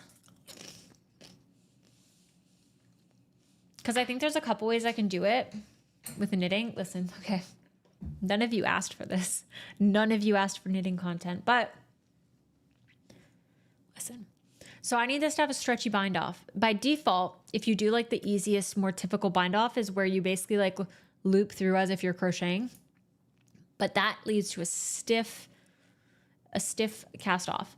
So there's a couple ways that I know you can do the Italian bind off, which requires you to cut the thread. So I have to estimate, I think you do like 3 ways around, like 3 ways. Okay, I'm not making sense. You have to cut it where it's, I think, 3 times the length of what you're going to cast off is my guess. I have to look it up again. So there's that. And then there's also, I think there's another cast off where you like cast one off and then like knit 2 together and then knit 2 together, I think, a lot of the way. And then it's fine. My GitHub link doesn't work. My username on GitHub is just Bash Bunny. I'll be honest though, I do a lot of local work. I don't think I've pushed changes in a million years. But also skill issue. I need to find a better way to like have a schedule with my coding stuff, because I'm being bad. I'm being bad. Civil, thank you so much for the tier 2. I appreciate it. Thank you. Thank you. I have a theory that your GitHub looks empty once you hit your peak. Honestly, I could see that. Well, because then it's like you're just focused on building, you know? Like I've worked with people where I'm like, I haven't seen what you've been working on in like weeks. They're like, yeah, I just work locally. Real. What are we knitting? I'm finishing up this cardigan that looks crazy right now with all the loose ends, but it's a cabled cardigan that's going to be cozy as heck. Or Jenny's surprisingly stretchy bind off if knitting flat. Oh, okay. Maybe I'll check that one out. Push your OS to GitHub. What? I do actually have my dot files are all in there.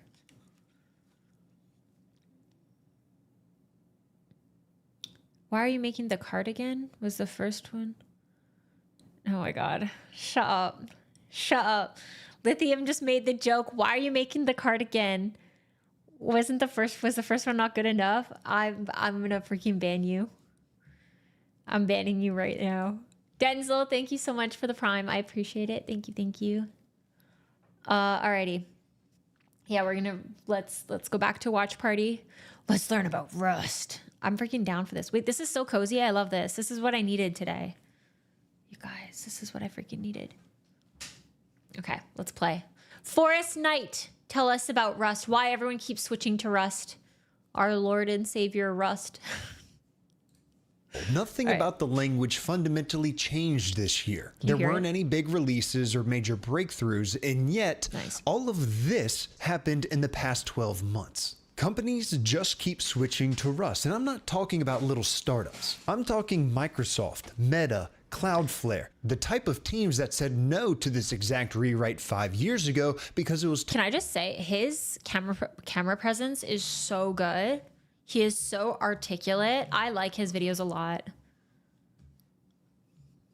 I don't know. What do y'all think? Too expensive. And then this year, something made all of them switch to Rust at the same time. And once you see what that something is, well, it's kind of 2 things.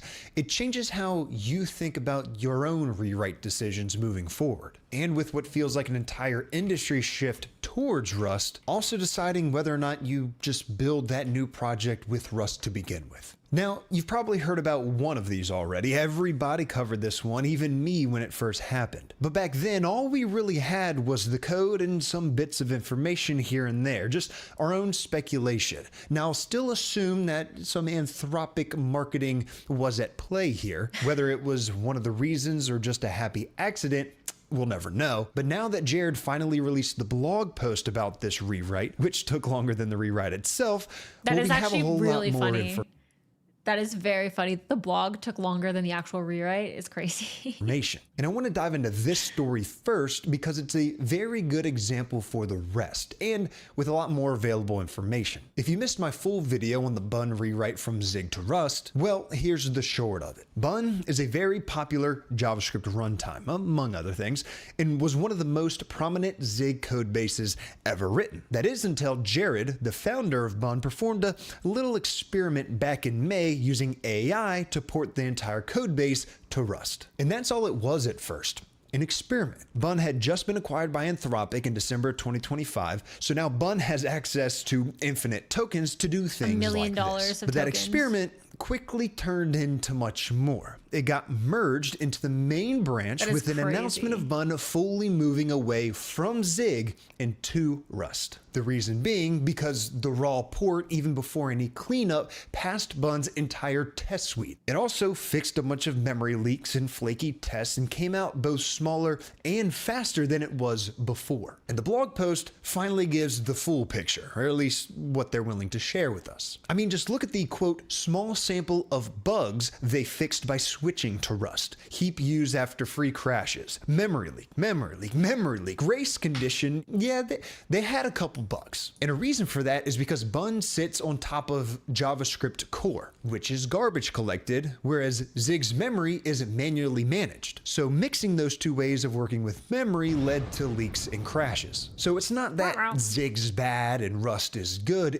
It depends on your exact use case. And for Bun, it seemed that Rust may be the best choice for theirs, because back before this entire rewrite happened, Jared was looking at Rust and realized that actually a large percentage of these bugs they were having in Bun would actually be caught as a compiler error in Rust, instead of making it to production. But there's just one glaring issue here, and that is Bun has 535,000 lines of Zig code. You can't just port it to another language like Rust on a whim. You would have to put together an entire team of engineers, taking them away from improving Bun and fixing the existing bugs, to have them hack away at this port for at least an entire year in hopes that it pays off. So given that fact, Jared figured their best bet to fix stability issues was to add Rust-inspired smart pointers to Bun's existing Zig codebase. But admittedly, that See, okay, what I like about his content is I think he does a really good job of balancing, like, he like steps across the line into, like, you know, very technical territory, but only stays there long enough that you don't feel like you're sitting in a lecture. You know what I mean? Like, he's really good at, like, giving a little bit of technical, like, enough technical stuff where you feel like you actually get depth and learn something. Because that's one thing that's, I think, hard. It's a hard balance to strike on YouTube from what I've seen, is it's just like, oh, well, I can't go too in depth on this, otherwise it's less engaging, or it doesn't reach kind of the same audience. But I feel like he does a really good job of, like, kind of treading that line and making it really technical but still very engaging. I don't know. It's good. Cause even, like, you guys saw when we did some videos, we looked at some videos together, watched them about systems design. And there were so many that it kind of gave, like, they gave like a high level look at something, but then they didn't really go enough into depth where you're like, oh yeah, I really learned something here. I don't know. It's a hard balance to strike. And I think he does a really good job. I like how he doesn't lecture. He tells you the story without forcing you into an opinion. Yeah, I like that. It's not really the best way to go about things, because homegrown smart pointers like these offer worse ergonomics than what Rust has, and with none of the guarantees. But wait a minute, times are a little bit different now. We don't need to hire full teams to prototype something when we can have AI do it instead while we work on anything else. So how about just having Claude rewrite Bun in Rust in this new unreleased model that we now know to be Fable 5, which, if you haven't used it or watched my video going over how it codes, it is really good at looping and iterating through itself in the code that it writes until it gets through the entire project. Now, this port wasn't just a simple prompt of rewrite Bun from Zig to Rust, but a much more thoughtful approach, not so dissimilar as how you would do it with an actual team of engineers. And there is a lot of good information to be extracted here about how they did it for those of y'all who are considering doing the same. Which, if you are, Cursor, the sponsor of this part of of today's video would actually be a really good way to go about it, especially with their cloud agents, where you can delegate entire engineering tasks, I hope they paid him $1 million. even one like this, to agents in the cloud, where they run in their I hope he's a millionaire after this video.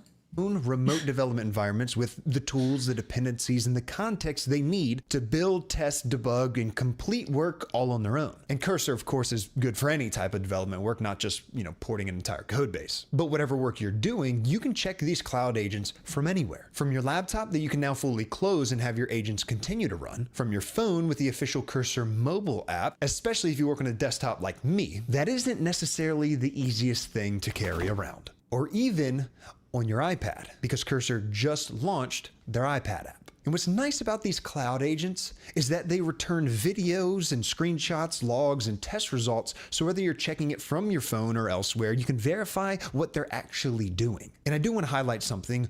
What harness you use to code actually matters. We're always comparing different models and how good they are, but your harness is just as important. And Cursor is undeniably one of the best. And I know I'm being sponsored by Cursor right now, but I'm not sharing my opinion. I'm just stating the actual information based on the data we have available, showing Cursor as one of the best that utilizes AI models better than basically every other. So if you want to give it a shot, just click on the link in the top of the description or go to jetty.to/Cursor. So rewriting an entire code base has never been easier, faster, or cheaper. And yeah, you may have seen that this port costs $165,000 at API pricing, which they spent over the course of 11 days? So I see why at first glance a lot of folks said it was expensive, but it's really not. Jared says he thinks doing this by hand would have taken 3 engineers with full context of the code base about a year. And the last time I checked, the average salary for a software engineer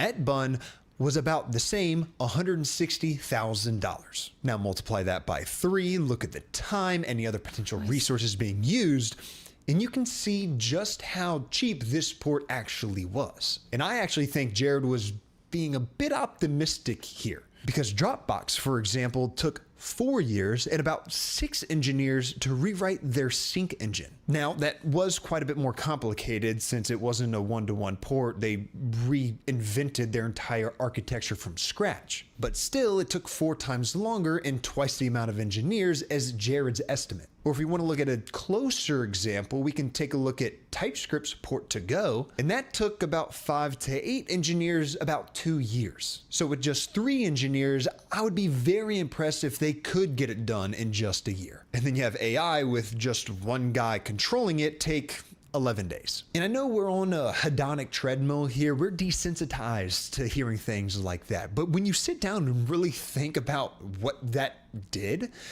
it's insane. It is very impressive. And I feel like this is a good time for my obligatory mention that if I could push AI off a cliff tomorrow, I would. I'm not trying to hype up AI. I'm not trying to be optimistic or pessimistic about AI. I'm trying to see AI for what it is and what it can do, which in today's day and age is a lot. And here's the thing. If Bun was just a one-off story, I mean, that's a really cool story, I suppose, but it's not. There is a much larger pattern happening throughout the industry right now. Like Meta, who just did something nearly identical with their type checker called Flow, which is effectively their alternative to TypeScript, which you have probably used before without ever knowing it because React is written with it. Now, Flow itself is written in this old, beautiful language called OCaml, which is genuinely a great language for building things like this. However, there aren't many OCaml engineers out there for hire. And Meta's internal JavaScript minor repos were hitting scalability walls that OCaml's runtime just wasn't going to solve. At least this is what they said back in 2019 when they first flirted with the idea of a full port. And for this port, they wanted to use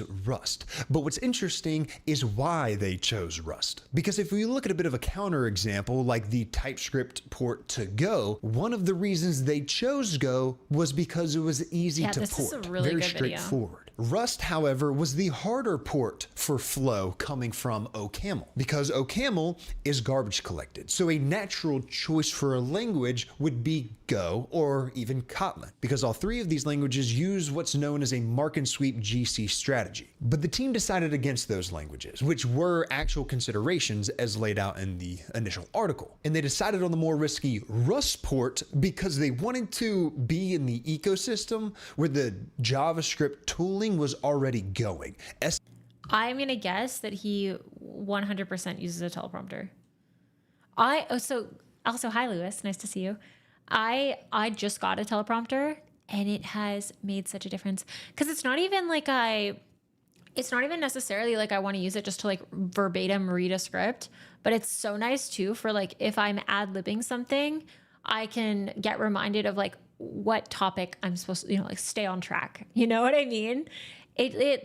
I don't think it's that different necessarily in terms of like work, like in terms of I don't know, like integrity or whatever, as having like a script on your monitor. But in terms of like outcomes, it's just so much easier to get clean cuts. It's so, oh my God, it saves you so much time in post. It is like game changing. I really wish I had got one sooner, to be honest. It would have made my life so much easier, but I bet he does use one. It just like cuts down the effort required for recording. I don't mind freestyling, but I think it's, yeah, I don't know. I'm looking forward to kind of doing both. I just think that for a really long video, it's really hard to do really long technical videos when you're just ad-libbing it. How do you steer the teleprompter? Do you have to work it on the side? You can do either. So I actually have a Stream Deck. I have a Stream Deck that I have configured, so you can either just hit play and you can set the speed at which it'll scroll. But I also have manual controls for, moving the text around. So I've only used it like a couple times now. And I've used both. I kind of mix and match depending on like the format. Because some of them it's like I'm actually following the script exactly. And then some of them I just have like bullet points on there. But it's so nice to just not have that like shift in body language or whatever when you're cutting through it. It's nice. Yeah, like I think, because I would love to do more kind of like video essay styles, like deep dives into things, almost like podcast kind of vibe. But it's really hard to have that level of storytelling, and you can't necessarily ad lib that, and make it engaging. SWC, it's really roll down, good. Biome V, that whole world, because it provided them with more integration I like the opportunities. non-teleprompter bunny This with was all bloopers considered better. back in You're so 2019, wrong. but they decided to shelve the idea simply because the entire rewrite was just If you ever do a podcast, can I be in an episode? Yes.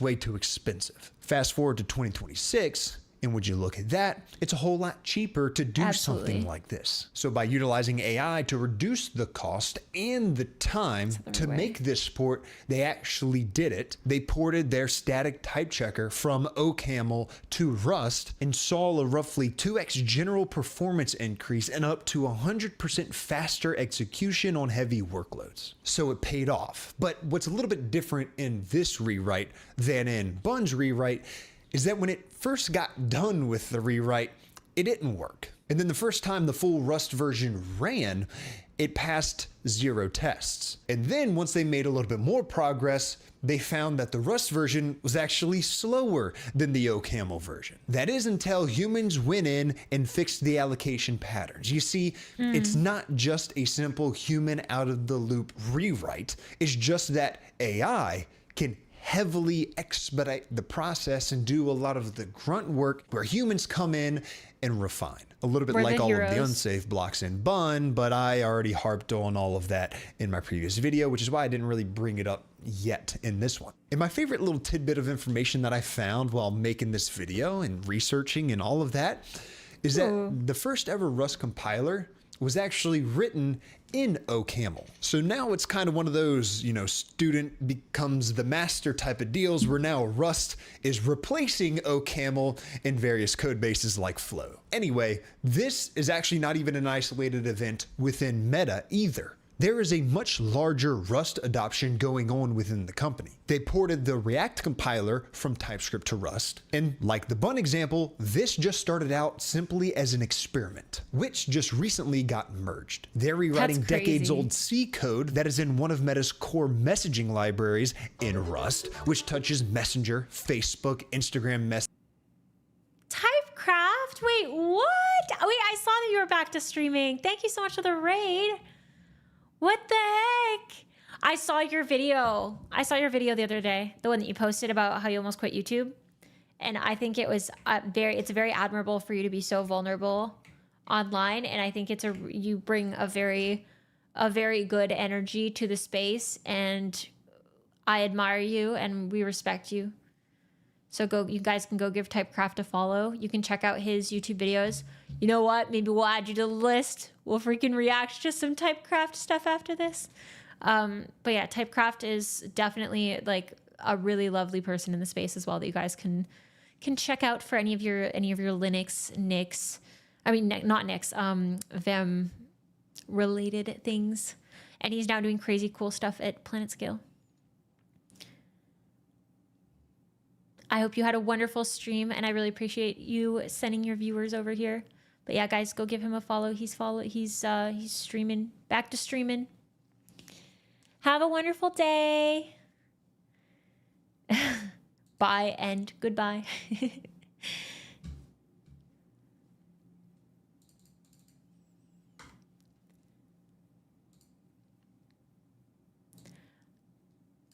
Okay, interesting. Okay, Crucial Flow on YouTube is saying, I prefer people don't appear perfect on camera. Otherwise, it feels like a CIA operation. Highly polished videos with ads make it look like there's a whole team of people making consumer propaganda.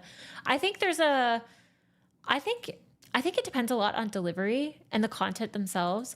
There's a lot of creators that I follow that will either kind of ad lib or, do more kind of presentation style like this.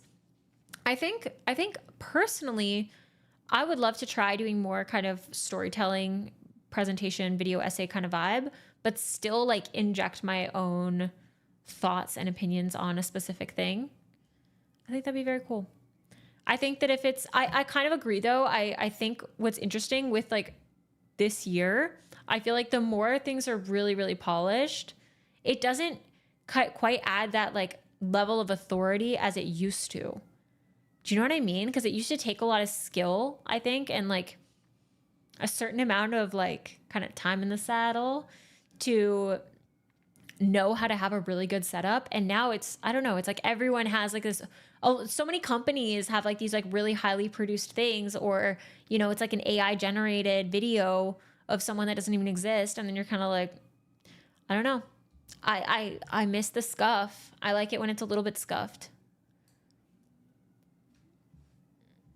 A lot of creators do have teams and producers. Sometimes the DIY vibe is manufactured.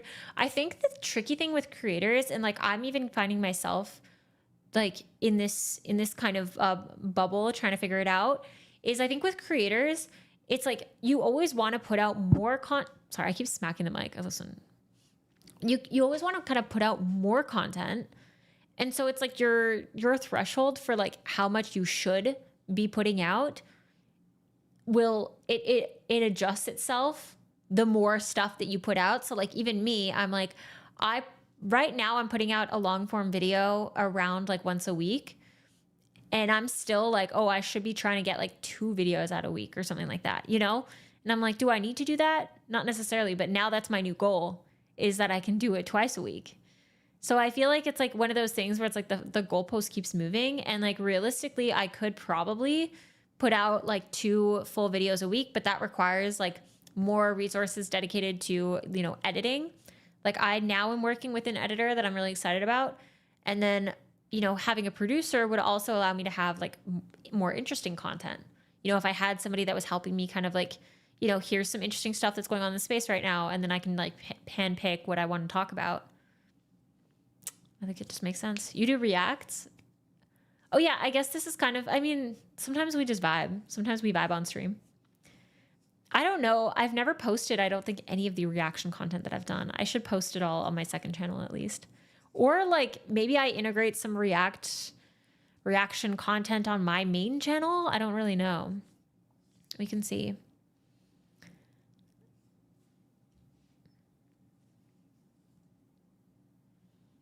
I'm a big tech TM software engineer. Nice to meet everyone.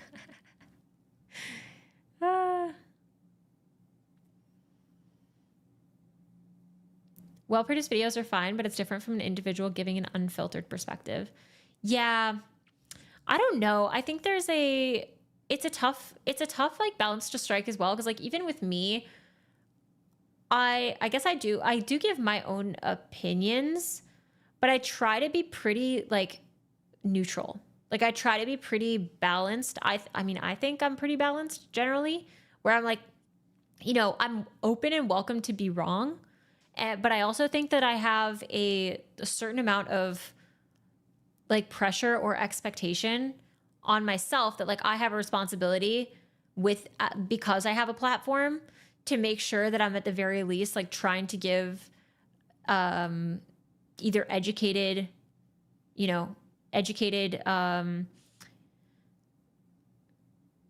takes on things, or I don't want to ever like sow any kind of negativity in the space. That's just like super not my interest. And I know that a lot of people do really well with that kind of content when they post like, drama farming, rage baiting, really polarizing opinions online. I just personally don't think that, I think it creates a lot of noise, and I don't think that it's necessarily like a positive thing for people to consume. But it's hard, it's like, so I don't know. I guess my point with that is that I think it's hard to like have an opinion online that, just especially considering what the potential repercussions of that could be. Like, yeah, if I'm saying that like, oh, I'm hesitant to try this thing, and then some people are like, well, they heard me say that I don't want to try this thing, and then so now when they're getting pressured to use that like at work or whatever, it's like, oh, well, they don't want to because now I've sowed that like seed of hesitation or whatever, distrust, I just think it's important to keep in mind that like there is a certain amount, if you have a certain amount of influence, I think you also have a responsibility to make sure that you're being responsible with what the outcomes of that could be. That's my 2 cents on it. But I think that maybe it's a little bit different in my case though too, because I do these streams where I'm very candid, I do feel like, I don't know, you guys tell me, I feel like in my videos, I feel like I personally think I have a pretty different vibe in my YouTube videos versus the live streams, but maybe I'm wrong. I think because let's like look at my channel for a sec. Okay. Or it's messages, and I'm sure. Hold on. We already looked at Boca, so we'll go to my channel. Like even this functional programming video that I just posted. I mean, I guess I share a lot about my own. I'm basically like, oh, hey, I'm experimenting with this thing. Generally, my motivation for doing that is like, oh, I want to have fun, or I want to like, to me, it's kind of it's like for a good reason that I'm like interested in this thing, and I try and present it that way. And then I usually just share like my thoughts on it, and then I try and round it out with like other people online, what their thoughts are. But all of that is to say, I feel like, I don't know, like my goal for when even like all of my videos is I'm just kind of like, hey, here's one opinion on this thing. Here's like this is my subjective experience. Do with that what you will. Let me be one source of data that you can use in creating your own decisions for something. But I feel like there's so many people out there that will just be like, this is the way to do it. This is the only way. Whereas I try to be more kind of on the almost like emotional side of like, here's how I felt doing this thing. How do you feel about that?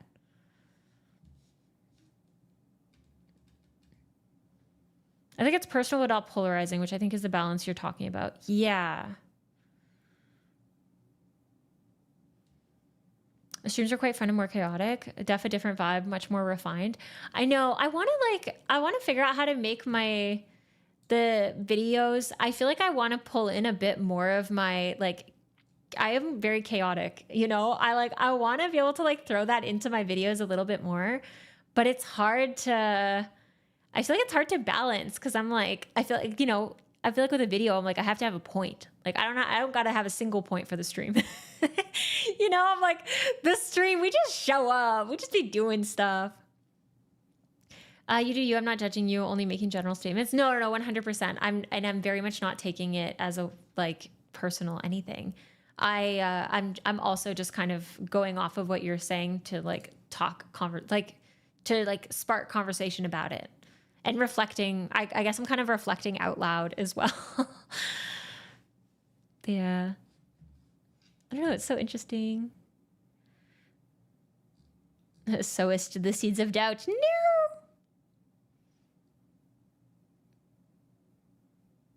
Okay. Let's, all right, we resume. Various other points within Meta. And the main reason for it is because it is just getting so much cheaper to do things like this, to experiment with potential ports to see if that is a viable solution to the issues you're having with the existing programming language. And then for all of these examples, they just found Rust to be the best programming language for their use case. And sometimes you don't need to rewrite anything in Rust to get the benefits of it. For example, Linear, they used a build tool called Vite. And in Vite 8, they swapped out their bundler for Rolldown, which is written in Rust, and Linear's production builds went from 46 seconds to 6 seconds. And with this same change, Ramp cut their build times by 57%, Mercedes-Benz cut theirs by up to 38%, and Beehive cut theirs by 64%. So in other words, choose your dependencies wisely, because that's all it was. And these companies, without doing anything other than normally upgrading their dependencies, saw incredible performance boosts. Now, I gotta mention something that is very important is longevity, and whether or not decisions like these play well long-term and not just serve a short-term purpose. For example, I made a video about how these companies performing layoffs, citing AI as the sole or primary reason for these layoffs, are pretty much lying to you. And it's not an opinion piece. I mean, I'm sure I share my opinion throughout it, but I dove into the filings, looking at their finances. I checked their old memos and their new memos and saw what they said elsewhere and the actions that they were actually performing outside of this announcement, and just a litany of other things to come to the conclusion that I did. And one thing that I pointed out in that video is that some of these companies had done it early 2025. They laid off a whole bunch of people, whole bunch of positions, saying AI is going to fill their jobs. And then fast forward to today, you see that, well, they're hiring for those jobs once again. It didn't go in their favor, whether they believed it was actually going to happen or whether they were lying to make it sound good to investors. And as always, time will tell. So how are these older Rust ports doing? The ones that I talked about in last year's video. Well, one is a little small project called the Linux kernel. If you may not have heard of it, but there's been some developments there. I'm not sure if you remember last year, there's this whole drama going on. It was about a maintainer calling Rust a cancer to the Linux kernel and people resigning over it and all that stuff. Well, in December at the Kernel Maintainers Summit, they officially announced the Rust experiment concluded. Done. But not done with Rust. The conclusion that they came to is Rust is going to officially be a part of the Linux kernel. Or as they said it, Rust is here to stay. But it goes deeper than that, because very recently at Rust Week, longtime Linux kernel maintainer Greg Croa Hartman, the guy who runs the kernel's CVE team and has been involved with probably every kernel security bug of the past 20 years, well, he got on stage and showed a new Rust type he's been developing called Untrusted, which I'll spare you the details, but if you want to learn more about it, I highly recommend watching his talk on it. But what he says is that it could eliminate 80% of the CVEs that the kernel generates. And unlike a cancer, I personally think this is going to be a good thing, which obviously cancer is not. And I don't like using profanity, but fuck cancer. Now, this is one of my favorite examples because it takes the extremes of the C developer and now they're adopting Rust. That's like them adopting AI. which actually now they are, as per Linus himself. Another update, Microsoft. Like Meta, they too have continued to adopt Rust in other parts of their software. Last year, we talked about how they used Rust for font rendering, and now there's Rust running in the actual Windows kernel. What you think about Windows and its kernel is irrelevant here. I'm talking about Rust adoption. Hopefully Rust can help. Another I've talked about is Cloudflare replacing their core proxy, which was an Nginx-based system that's been fronting a huge chunk of the web for over a decade, with a Rust one called FL2. And websites got 10 milliseconds faster at the median as a result. There are a lot of other callbacks I can make, but I want to take a look at more new examples, specifically from the AI labs. Because if an AI lab is using a specific language, chances are they're going to prioritize that language when they're training their models, therefore making AI better at programming in that language, which I think we've already seen with Rust. Whether it was intentional or not, AI is pretty dang good at Rust. If you haven't used it in a while, it's made some strides. So OpenAI, they rewrote their entire Codex CLI from TypeScript to Rust. And if you think TypeScript is a crazy language for a CLI, OpenCode, which a lot of people love, is written in TypeScript. And then OpenAI acquired Astral, which is Rust tools. I will say, with OpenCode, crazy to write a CLI and a TUI, anything in TypeScript. That's the craziest language choice of all time. No, it is Python tools that are built with Rust. You may have heard of UV, you may have heard of Rough. Those were built by Astral. And I would imagine this acquisition was because the tools are top tier and they have their own reasons as to why they would want to bring in this type of tooling. But I can't overlook the idea of a potential acqui-hire in play here as a partial reason for the acquisition, since Astral had really good Rust engineers that OpenAI moved to the Codex org. I don't know. I could just be looking into this a little bit too deep, but that is what they did. And then we have SpaceX AI, as it's now called, open sourcing their Grok build CLI, and would you look at that, written in Rust. And unlike Codex CLI, this is not a rewrite. This is just them building their product in Rust to begin with. And I've heard some people call the Grok build code slop and poorly written, but I disagree. Obviously, they used AI to write it, so if you're saying everything AI writes is slop, then okay, but that's not really the definition of slop. But at the same time, even if it was, I wouldn't call it poorly written. But the thing is, even if it was poorly written code, the end product doesn't reflect that. It's a good product. Well, except for the part where Grok build CLI would secretly package your entire repo and upload it to their own cloud bucket. That wasn't good. And that's so crazy. It's been backtracked, and supposedly all the code that went up there has since been deleted. But I don't like that. I don't like that at all, actually. Yeah, you know what else I didn't like? How XAI replaced my beloved Scala and Java algorithm with a Rust algorithm. And I didn't like it. I will say, this is like absolutely no shade, absolutely like nothing, you know, I'm not anything. Isn't it like, for some reason I thought it would be problematic potentially to like criticize XAI when they just acquired Cursor. But maybe he's brave. Maybe it doesn't matter. For no reason other than just the idea of Java being replaced, which I understand I am in the minority here. Well, that's not actually true. I'm not really upset, but I got to play the part at least. And I made a whole entire video on that, looking at the old code base, looking at the new code base, really breaking down this entire rewrite. So if you want to learn more about it, there's that video. But basically, the orchestration layer, the post store, the serving pipeline were all written in Rust and just tied together everything for the brains of the algorithm, which was their Grok-based ranking model called Phoenix. So AI. AI is the brains behind the recommendation algorithm on X, with Rust tying it all together. So I understand I get carried away with all of these case studies. I just find all of them fascinating and I want to share them.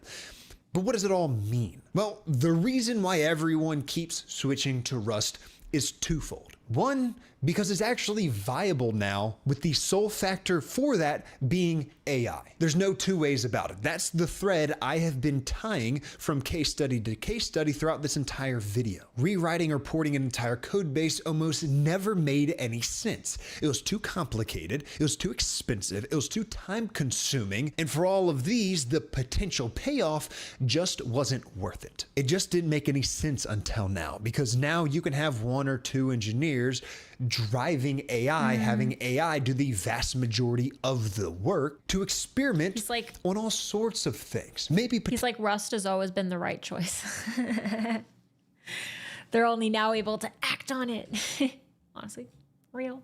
Potentially porting or rewriting code that you never thought of before, and doing it at a fraction of the cost and the speed that it would have taken you just a few years ago. And two, the second fold in why everyone keeps switching to Rust is because Rust is just a really good programming language for reasons that I sprinkled throughout this video for why these companies actually switch to Rust instead of all other languages, despite it sometimes being the more difficult and less convenient choice even with AI. And actually, here's the real reason why Rust and AI go so beautifully together. When Bun's port hit around 16,000 compiler errors, they had 64 Claude agents looping on cargo check overnight, fixing them file by file, completely autonomous at this point. So instead of you checking the AI's work every step along the way, the Rust compiler was doing it for you, giving that feedback to AI and having AI continue to loop through until all of those errors were properly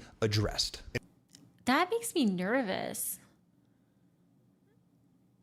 Is that, like, that's crazy, right? Like, for prod? That's wild. That seems like a crazy thing to do. How is there, but there's like, I mean, well, I guess you have the tests for this thing to work. Just, I don't know, it's just like, it just feels weird to me to make the whole thing a black box, you know? Like, if you're not reviewing the code, because at that point, by the time you wake up, it's probably like an insane amount of changes. If you're not reviewing the code, and then you're also not writing it, like there's no, I would assume there's like no visibility on what the code base looks like anymore. Even overnight, if it's just making like a million changes, maybe not, you know, I'm exaggerating, but you know, like, isn't that kind of a maintenance nightmare? Like, what do you mean? How do we maintain that? It's still laid out the same, is it? No one's monitoring it. They're running autonomously. The mindset in tech has always been YOLO. I feel like that'd be easier to say and believe if there wasn't a huge regression in performance in software that's like updates from this year. So much software right now is so unstable. I've never experienced this level of instability on so many on such a massive scale with so many big companies. I'm like, surely you have the money to make this work, you know? I hardly handwrite the code anymore. It's efficiency motivated. It's so interesting. That's so interesting. I just don't know. Like, I don't know. Maybe that is, I don't know. Maybe like if it's falling under the same kind of conditions and requirements that we would normally follow, it's just so hard to predict like what all of this is going to look like at the end of the day. It would be crazy to me if this is more expensive than just having people fix it. You know, I feel like there's going to have to be a middle ground. It's crazy. And Rust compiler, as annoying as it is sometimes, well, it catches more kinds of mistakes than any other language's compiler that I've ever used, which is why it is a fantastic candidate for AI. Now, before you go and rewrite every single project you have within your company or your side projects in Rust, I have to give the caveat, the same type that I did in the past video, is that Rust isn't a magic bullet. For example, right after Bun left Zig, Mitchell Hashimoto, who is the founder, creator of Ghosty, among other things, but Ghosty is written in Zig, he said he had evaluated Rust for Ghosty, but chose Zig for a few reasons. From a developer standpoint, he just found Rust too complex. He simply doesn't like using it. It's very superficial.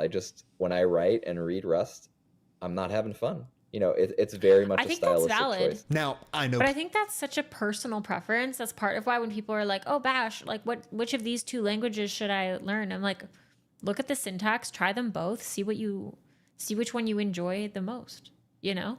I mean, at the end of the day, whether you are overseeing code that's being AI generated or if you are writing code yourself, you might as well get into a niche of programming that you enjoy interacting with, you know? I don't know, learn the one that's fun for you. Plenty of folks who feel the exact opposite and love coding in Rust, so this here is really personal preference. Just like how some other devs hate Rust solely due to the fact that they don't like waiting for the compiler. So instead of waiting for things to compile every single time they want to change something, they chose Go instead. But also there were technical elements that made Zig a better choice for Ghosty, like C interoperability. Zig does this really well. I wanted to get back to systems programming, but I recognize the warts that C had, and I was looking for a better C, and Zig to me always felt like that. And I do hate that he said warts of code. He's like the warts that C had. Years into using Zig, I feel the exact same way. Whereas we saw with Bun, not so much. Every bit of C and C++ is FFI with unsafe blocks and binding elements, so it does handle it and address it fine, but it's not optimal if this is an important thing for your codebase. But due to this, Bun's codebase has about 4,000 permanent unsafe blocks that they can't do anything about. And then there's your preference on memory management. Mitchell prefers explicit memory management because he wants to be able to make intentional allocation decisions without having to negotiate with Rust's borrow checker. So while I do see an incredible amount of momentum in the industry where a chat's going crazy about Mitchell, yeah, you're right. Mitchell is iconic in the space. more and more huge companies and small companies, but particularly huge companies, are choosing to write. Grin is also saying there's also dev for one and dev for a team and not the same requirements, mindsets, and skills. So real. So real. Also, Duck, thank you so much for the Prime. I appreciate it. Thank you. Thank you. Dang. And rewrite code bases in Rust. I needed to add in this caveat by saying it's not the magic bullet. It's not always the right choice. But for many, it finally is an actual choice. Because Rust isn't what changed this year. The cost of rewriting and switching to Rust is what changed. And that's the real reason why so many have been changing to Rust over the past 12 months. And really, most of these examples have been just within the past few months. But one more thing before I go, which I think is very important. There are a lot of other Rust rewrites that I didn't mention. There's sudo, there's core utils, there's a lot of what you could call the internet's plumbing. These are a lot of tools and a lot of code that almost every single one of us depends on. Sounds like we're getting a lot of job security with Rust right now. Nobody really owns it. Not a lot of money being made on these things, if any at all. So that begs the question, how are these tools getting funded to completely rewrite their code base from whatever language into Rust? Who's paying for these rewrites? Some big tech. I will say I really like, I feel like throughout this video, he's had like different moments of like skepticism where he's been like, this is making me wonder about, you know, what led to this or like whatever. It's like moments of skepticism that have led him into like the next segment of the video. I like it. Yeah. He's like, well, who's funding this? I'm like, you know what? Good freaking question. Because it does like play a role in your overall decision, you know? There's a little bit of government involvement, more or less forcing these rewrites, not a complete mandate like Ada back in the day. And now that we know that, the big question is why? But that is a whole nother topic for another video, if it ends up shaking out. So if you're interested in that video, subscribe to the channel and let me know. But that's all I got for you for today. Y'all have a good one.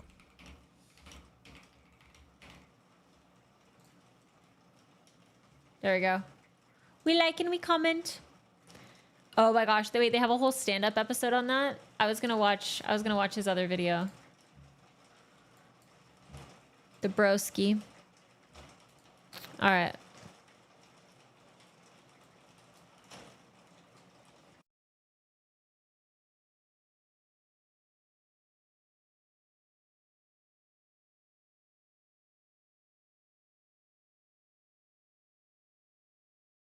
Not even lately. For the last like 2 years, GitHub has just been being owned in the news. Obviously, lots of downtime, poor user experience, action runners, just the worst. Okay, off rip, I will say, I think a big part of why GitHub has been having such a rough go recently is literally AI generated content. YouTube is getting affected. YouTube is one of the biggest social media platforms on the planet. And they are getting affected by AI slop on their platform that is now increasing their hosting costs to the point that they're having to make significant changes. Some of the most significant changes for creators in the last decade is because hosting costs are getting so huge for them. I don't know if they've had issues with scalability. It seems like they've had, a lot. They've that is a change that they're making. I haven't seen any like downtime issues and stuff with YouTube, but I'd imagine it's a load problem. And I really, GitHub is the go-to for that too. Like, what are you gonna do? I blame slop. Stop writing slop. All right. Just general disdain is what it feels like for the common user of the platform. And so alternatives have been gaining steam. One of them is being Codeberg. This is a platform dedicated to the free and open source software kind of environment / community. And recently they've made a lot of news. Now you're probably asking, well, how did a small code hosting platform make the news in such a big way? Well, it's because its members have decided LLM projects, vibe-coded projects, are no longer allowed on Codeberg. Now, of course, this led to a bunch of tweets, people just saying all sorts of stuff, people complaining, saying this is absolutely a wrong move, some people even saying, hey, I'm stopping my donation.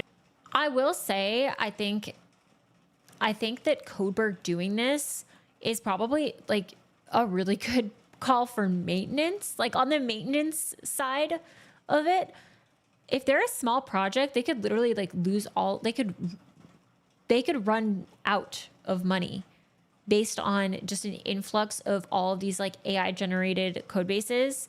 The amount of code that people are producing now is insane. There's a chance that they could literally run out of money supporting it. I don't know.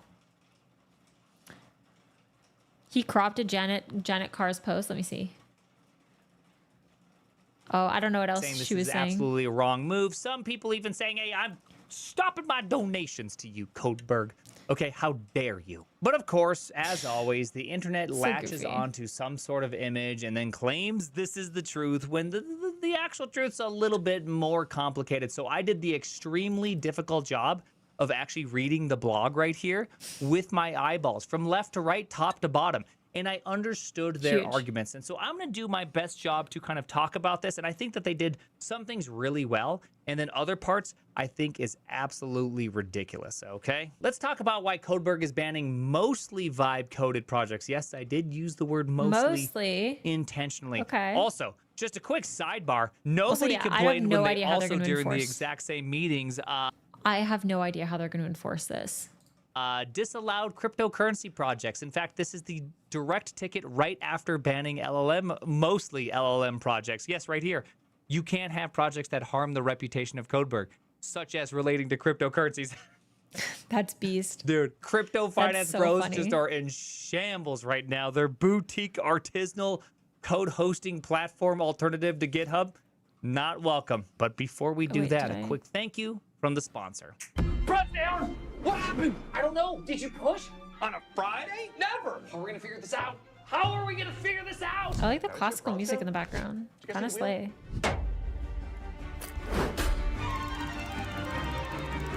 Y'all know I'm a classical music lover. New Vim config. That makes sense. I'm gonna spend a couple hours refactoring. Update the plugins. Don't guess where your issues are. You can see exactly where they are happening with Sentry. Get all the context you need to debug any problem because code breaks, so fix it faster with Sentry.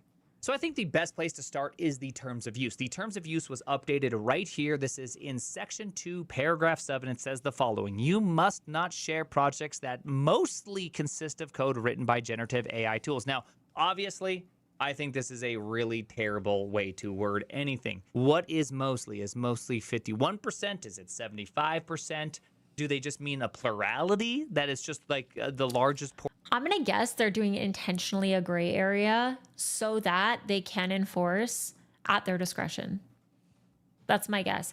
Maybe there's going to be a way to like report certain repos to get audited, basically.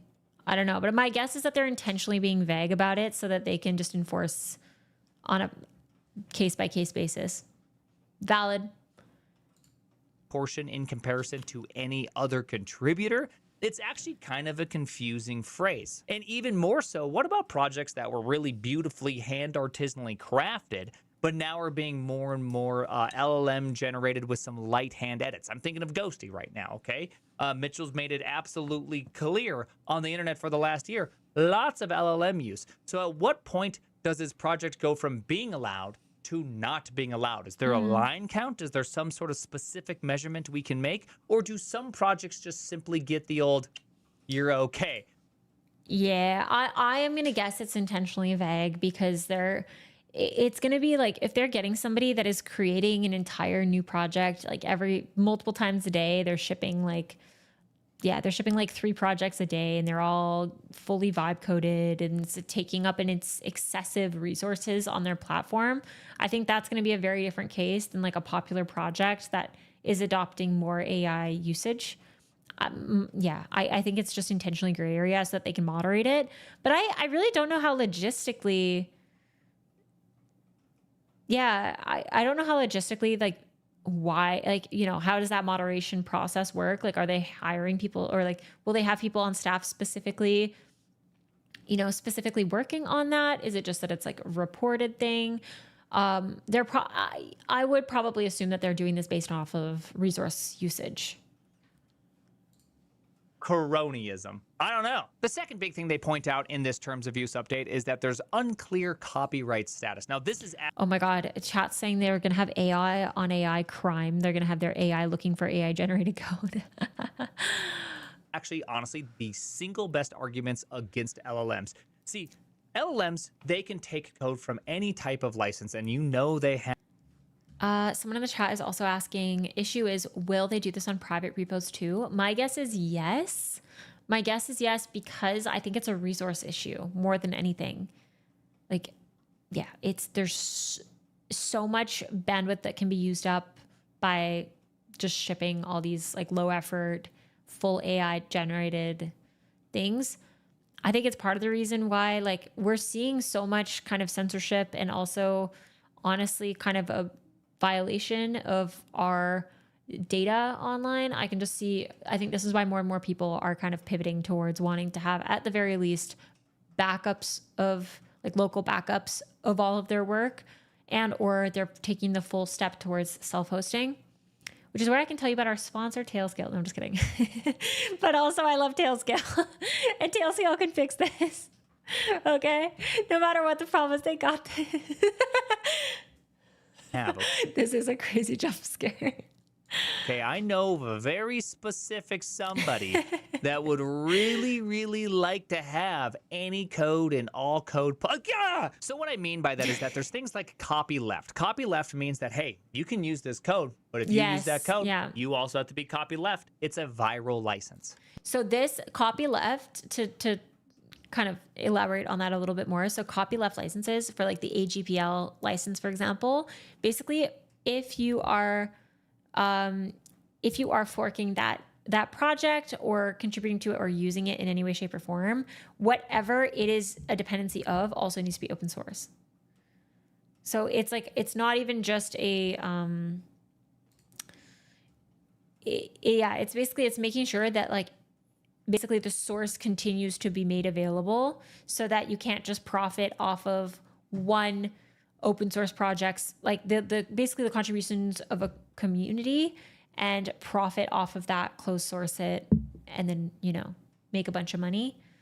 So this is interesting though, because a lot of copyleft licenses, like the GPL license, a lot of big companies just will hard say, I can't make words.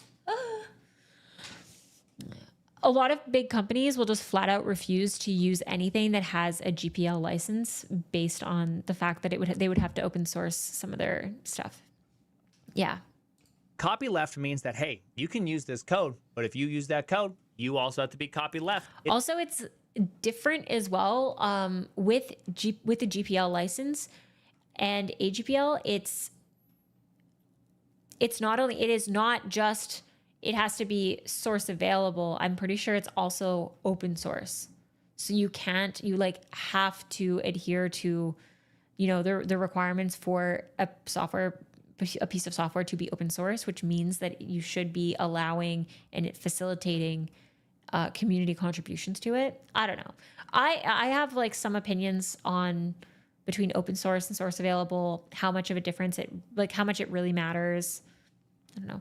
I personally like the idea. In theory, I really like the idea of these licenses, but they're getting stomped right now.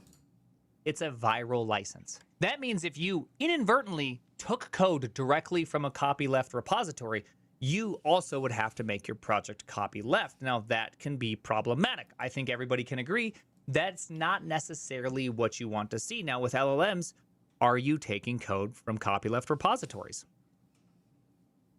I don't know. Some countries might have different opinions on this than other countries. We're still in quite the gray area. Yeah. And this seems to be the most like ethical and sound argument together, which is we don't know what the I think that was part of the problem with the Codeberg is I think they were saying that this is related to an actual like government. There are countries where it's illegal to violate those licenses, and basically they couldn't prove that the AI generated software was, or that AI generated code was in fact not violating that. I don't know. I don't know if that was just an excuse to kind of like push the blame somewhere else. I haven't researched it a ton. Okay, we're going off vibes. License were to train on it, we don't want to ruin our project or potentially fall under some sort of EU jurisdiction or some Australian law or some law across the world in which says we can't do that. And then we have to figure out the legal problems that are kind of involved in this conundrum, this quagmire that we found ourselves in. And so to me, that actually seems to be the most clear and consistent possible active against LLM. So I actually do support this. This is a good reason. If this is Codeberg's complete reason, I totally get it, but it's not actually their full reason. And furthermore, have little safeguards to ensure that they do not include harmful code. Now, this one, obviously, I genuinely pretty disagree with. Someone in the chat says releasing something as AGPL is a great way to prevent it being used by any big company. The problem with that is though too, is that so many of these companies will probably just rewrite it in-house, never make it see the light of day, like where it stays internal. And then like everyone's under NDA. There's never going to be any way that they're like, nobody's going to know that they're violating the license. Like this, I think has been an issue of the past, but now it's just like getting more attention because there is a way to kind of do this in a way like, now there's a way to do this in a way that's really low effort. With two reasons. We've seen just a disastrous amount of CVEs and all sorts of stuff. Also, like what is an open source maintainer going to do against freaking Google or something? You know, like it's rich tax. If they do manage to somehow prove that they violated that license, they're going to pay some kind of fee and move on. Like it's so little risk for big companies to just violate these licenses. Stuff coming in, actually showing just how vulnerable software really is. We've seen some of the most epic hacks of all time, including Giatan75. Okay, R.I.P. Giatan. Now, all of those happen. It is crazy to have where there's all these companies, these AI companies are having their models hacking other companies is crazy. That is not legal. You can't do that. Like, unless you are hired by that company to try and find an exploit, you're red teaming. You know? Not good. And effectively before LLM. Oh, wait, is red teaming? Wait, am I goofy? That's black hat. Okay, you're not safe. This is not legal. You cannot do that. Red teaming? Okay, thank you. And so when people are like, well, there's no safeguards here, it's just like, well, I don't. Yeah, I think it's black hat. I think it was black hat is what I was looking for, which is basically like they are not allowed to do that. Yeah, it's like it's one thing to be commissioned, to be under a contract or under employment of a company to, you know, try and find vulnerabilities, but them just letting their agents loose on different companies trying, like, finding vulnerabilities is insane. No, like, how safe is the software we're using? How safe is the software you've generated? Generally speaking, I just have a sneaking suspicion that software generated is as insecure or slightly more insecure, but that is my personal bias. But also, you can just be like, yo, LLM, here's 1,000 lines. Can you help find? Oh, but then Fable will tell you can't, and OpenAI will also tell you it can't. Hey, thank you. Thanks, China, for letting me review my own code. Okay, so when you use the China models, they will actually tell you, yeah, hey, there's some problems potentially right here and here. And those actually have had a decent success in finding a lot of stuff. So using LLMs can actually be quite beneficial to ensure the safeguard. So it really does kind of put us into this weird, I don't know, it kind of puts us into a gray zone with this old terms of use here. Now, that's just the terms of use. They also released this blog in which, of course, like I said, I read it from left to right, top to bottom, went all in on it. And they have a couple really strong points. The first one, I think, is losing trust in each other. Effectively, this statement is all about how building a community and building trust requires one-on-one interaction with good intentions. And a lot of people submitting, say, AI-generated stuff, often well-meaning, put in kind of low effort and cost a lot of time on the people doing the reviews. And this kind of causes a bit of a community upset because now maintainers want less to do with people they don't know, which means that communities will be less welcoming, and people who actually want to try hard may find it much harder to get in. This is very real. This is like a very real problem that we're having in the open source. I am surprised that they're kind of bringing it up in this context, though, just because, like, I mean, it's one thing that is a good angle to try and, like, find a solution to support open source maintainers, but I don't know. It just seems like this is not I don't know. It seems like not a good enough reason. Maybe. Wait, what do I think about that? I think I'm just yapping. Let me pause and think about that for a second.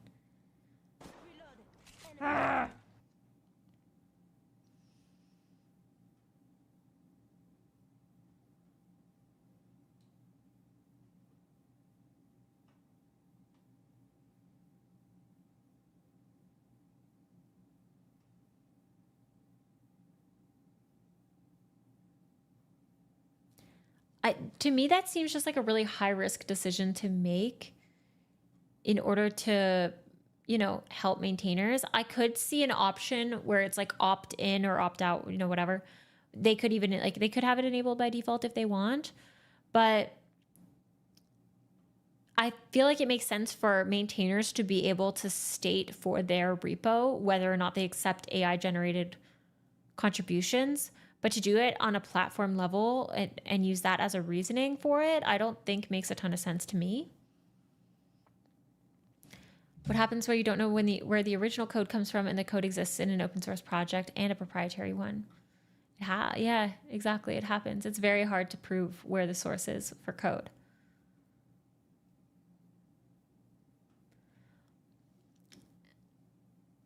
Sanket, thank you so much for the 6 months. I appreciate it. Thank you. Thank you.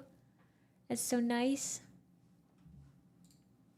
involved in the community due to some accidental biases that are created in you just because of the very nature of LLMs themselves and the people who have wielded them. And so there is this kind of weird thing that's happening. LLMs in some sense are breaking down a lot of the trust barriers and kind of causing some community fracturing. Codeberg really cited that as, hey, this sucks. We don't want that. And honestly, I agree. That's like a really good reason. They also talk a lot about like the hard. I will say, I do think that there should be a place online that says no to AI. Like there is definitely an audience for people who do not want to consume any AI generated content. And I think that, you know, as per the historical purpose of the internet, there should be a space for everyone, including people who don't want to see AI content. There's so much stuff that there's so much stuff that I don't want to see. I don't want to see AI generated. Like, I'm not interested in content creation where it's AI generated. My whole point with content creation is I'm curious what you as a person think about this thing. You know, what is your subjective truth on that? So if you're just gonna give me some AI ramblings, what's even the point? I just think that there should be a space where you can go there and you know that it's all artisanal code. Oh my gosh, wait. I didn't realize that I was cropping. I'm on Prime's face. Kind of rude. Okay, hold on. I gotta adjust. My bad. Sorry, Prime. Completely self-hosted, so the cost of stuff that used to be $700 for an SSD is now 3,700 euros for an SSD. I don't know what a euro is. I'm a freedom unit man. Okay, I like to measure my tea in gallons, buddy. Now, I'm gonna be honest. I don't know anything about hosting hardware. I've never done it, but I can tell you that going from $700 to $3,700 is a gigantic increase, even in non-freedom units. And so I can see that the literal costs of hosting is going up, but then also they're just being strained all the time, either by people committing in an outrageous amounts of commits, like if you've read, say, the Cursor papers or the Anthropic papers, where they're talking about thousands of commits per hour, which is something that, say, all of Google used to do. 80,000 engineers are now being done by like a handful of agents. This can cause, obviously, some real strain on resources. And not only that, but also the people that are just constantly crawling the website, they're also going to cause a lot of resource problems. And so it's like, they're actually like LLMs themselves are being like. I forgot about that. Now everyone has freaking like bots crawling all these websites and stuff too, trying to index everything. And it's like, that's crazy. The net negative on hosting code. So this is a genuine problem, both from the user perspective and from the crawling perspective. Those are two really good points as to why LLMs are just kind of destructive in the code hosting space, both community and cost. So that totally legit. I can see why they're saying no to projects for that very reason. They also highlighted as for fun this right here, which says that they don't want to use your data for training. They're not going to use your data for training. And that is amazing because that means it's going to create a website that is filled to the brim with handcrafted, artisanal, grass-fed, free-range, traditional coding. Oh my God. This is going to be some of the highest quality training data known to man. And I have a sneaking suspicion. I know exactly who's going to... But there's one part of this blog that I severely disagree with, something that I have like a visceral reaction to, and let me explain why. Together, these forces make collaboration not only harder, but also less rewarding. Talking about the cost to maintainers, all of that. With the transaction cost of collaboration increasing, people are becoming less likely to contribute to creating high-quality software projects and more likely to vibe code one-off software that is specific to your need and won't evolve beyond. That's true. We get in a vicious cycle where collaboration is becoming less and less rewarding, while the amount of single-use software that is unmaintained and never sees any improvement is going up. They say this in kind of a negative sense, and I just fully and completely and utterly disagree with that. No, I think they're right. I think they're right, and I like it. I like their point on this. How many dead projects do we need? Like, really? I think we should. I think that there's a chance that through all of these like hyper individualized solutions to certain problems, that they are overlooking, or I don't know, potentially designing worse code, worse software, worse UI, worse UX, whatever, because they have fewer eyes on it. I think that there is beauty in collaboration, in community, in having multiple people have ownership of something. I think that is a good thing. Statement. I think the idea of single-use software is incredible. I actually think it's fantastic. There's a bunch of software out there that would be like demonstrably better if they just did the thing that it was originally intended. Instead of a bunch of people get in, they say, well, I want to do this, I want to do this, I want to do this. It's like, no, software. No, I think that's a different point, though. That's making a very different point, because that's saying like anything that's following the Unix philosophy of like basically no scope creep. It's meant to do one thing only, and that is what makes it hyper modular, hyper accessible, and reusable for other people. It sounds like I think that it's fine to take that core, fork it, add whatever features you want. That's fine. But to fully like bypass that and not ever consider that core, not ever contribute back to that core potentially if it needs it, I think this to me sounds more like a scope problem. I don't know. Sometimes it's considered done. This is done software. Yeah. Sometimes I want to create something in which doesn't really map to any one tool. I don't need to go and augment a tool to make it fit my use case. I can just try it out. Does it feel good? Do I like it? Should I take this thing seriously? Because let's just face it, 9 out of 10 of my ideas aren't good ideas. And those used to take me months at a time to really get into a state That's where true. I go, oh yeah, that wasn't that good. One of those ideas was this, 99. I put a lot of effort into creating this beautiful piece of code in which goes off and is able to do like these really kind of strategic LLM calls and how you interact with the agent and through NeoVim. And I thought that this could actually be a really... Done software definitely doesn't mean that it's useless. I think there's so much... I respect software that is done. Literally just talked about this in a recent video. I'm actually going to do a dedicated video on that as well with another creator. The enjoyable way to be able to use LLMs. And lo and behold, I generally was incorrect on that, but it was a try. It was an attempt. I didn't vibe code it though, because I didn't think a lot of the LLM state of affairs was good enough to vibe code. I effectively hand coded the whole thing. It took me like 2 months to really try out something, and I was wrong. It hurts a little bit. Looking back, honestly, probably should have vibe coded way harder to begin with until I knew that I liked what I was seeing. So I'm actually a huge proponent of single-use software. I think single-use software is honestly incredible. I think we need more single-use software. I think you should make all the software you want for yourself, and then you throw away the things you don't like, and the things you really like, you start to take seriously. Those are the things you should promote into, hey, let's put a little bit of effort into this because this is actually something special. So there you go. That is Codeberg's no. That is an interesting take. I wonder, maybe I should talk to some of my friends about this that maintain really big projects. I know that, like, I wonder at what point of popularity, 1, does the project get noticed? And 2, do you start to get too many inbound feature requests? I think that's like one message that I've tried to repeatedly throw out there into the ether for like years now, is the best contribution you can make to an open source project is a bug fix, not a feature request, not a new feature. Most of the time, there is already a plan in place for that. The best thing you can do is do fixes, you know? I think that at the end of the day, though, if you are the author of a project, you don't need to introduce anything that you don't want to. I do think that it's really good learning opportunity and just for like general skill development and stuff to build things from scratch, whether you're going to use it a lot or not. But I feel like to state that generalization as for the entire open source community doesn't make sense to me.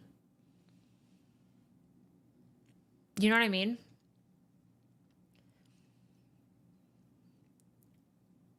Because to me, what he's describing is that you need a lot of personal projects, Personal projects are good. They're great learning opportunities. It's a great way for you to, feel out what you want to work, what doesn't. And then what you want to invest more time into.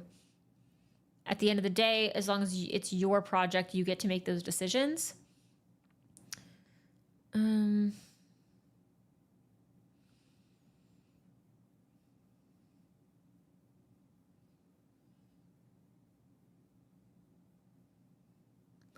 But I think for open source, if we're looking at like large open source projects, I think a lot of them are very foundational tooling that can be done. They're allowed to be done. They don't always have to have new features launching and new shiny things coming up. They can just work.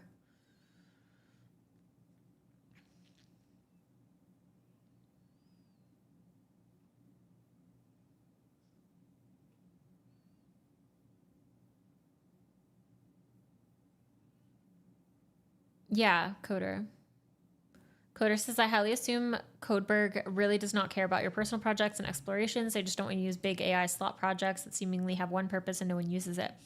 I think that's the problem that I'm having with his take right now, is that he's kind of saying, it's good for you to experiment with different projects, have personal projects, whether they are, whatever percentage of vibe coded that they are.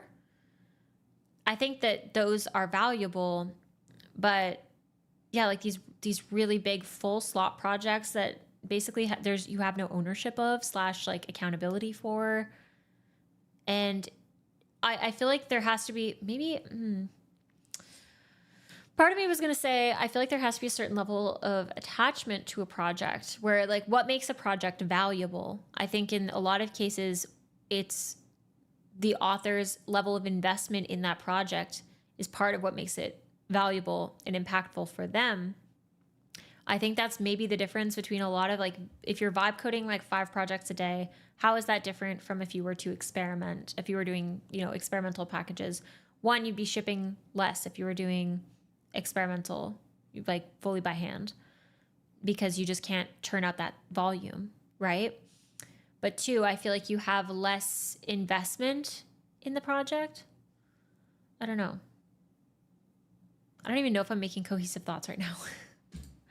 LLM in a nutshell. Hopefully I was able to actually tell you guys what happened as opposed to being just some sort of crazy person on the internet that either says based or this is the worst thing I've ever heard. Maybe, just maybe there's a middle ground somewhere in between. And maybe a small nonprofit that makes its money off of donations and a little bit of membership fees should not be expected to operate in the same way that GitHub operates, a multi-billion-dollar corporation backed by a multi-trillion-dollar corporation in which uses that platform as a means to train their AI to ultimately attempt to put you out of business and become a multi-$10 trillion company. I'm just saying, maybe we should have different expectations, and maybe, just maybe, my phone should not go off in the middle of me going on a soliloquy here, but also maybe it's okay to have different types of community. Maybe Codeberg will end up being something special because when you go there, you're going there for the community, you're going there for the interaction, you're going there because you want to become a better software engineer.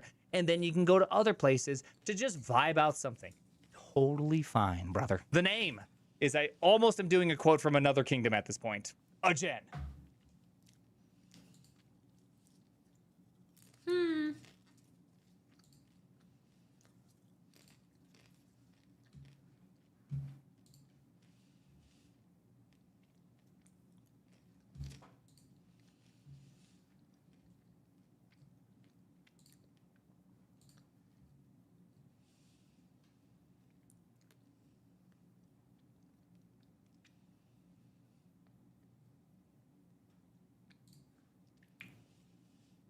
We're skipping to a specific part.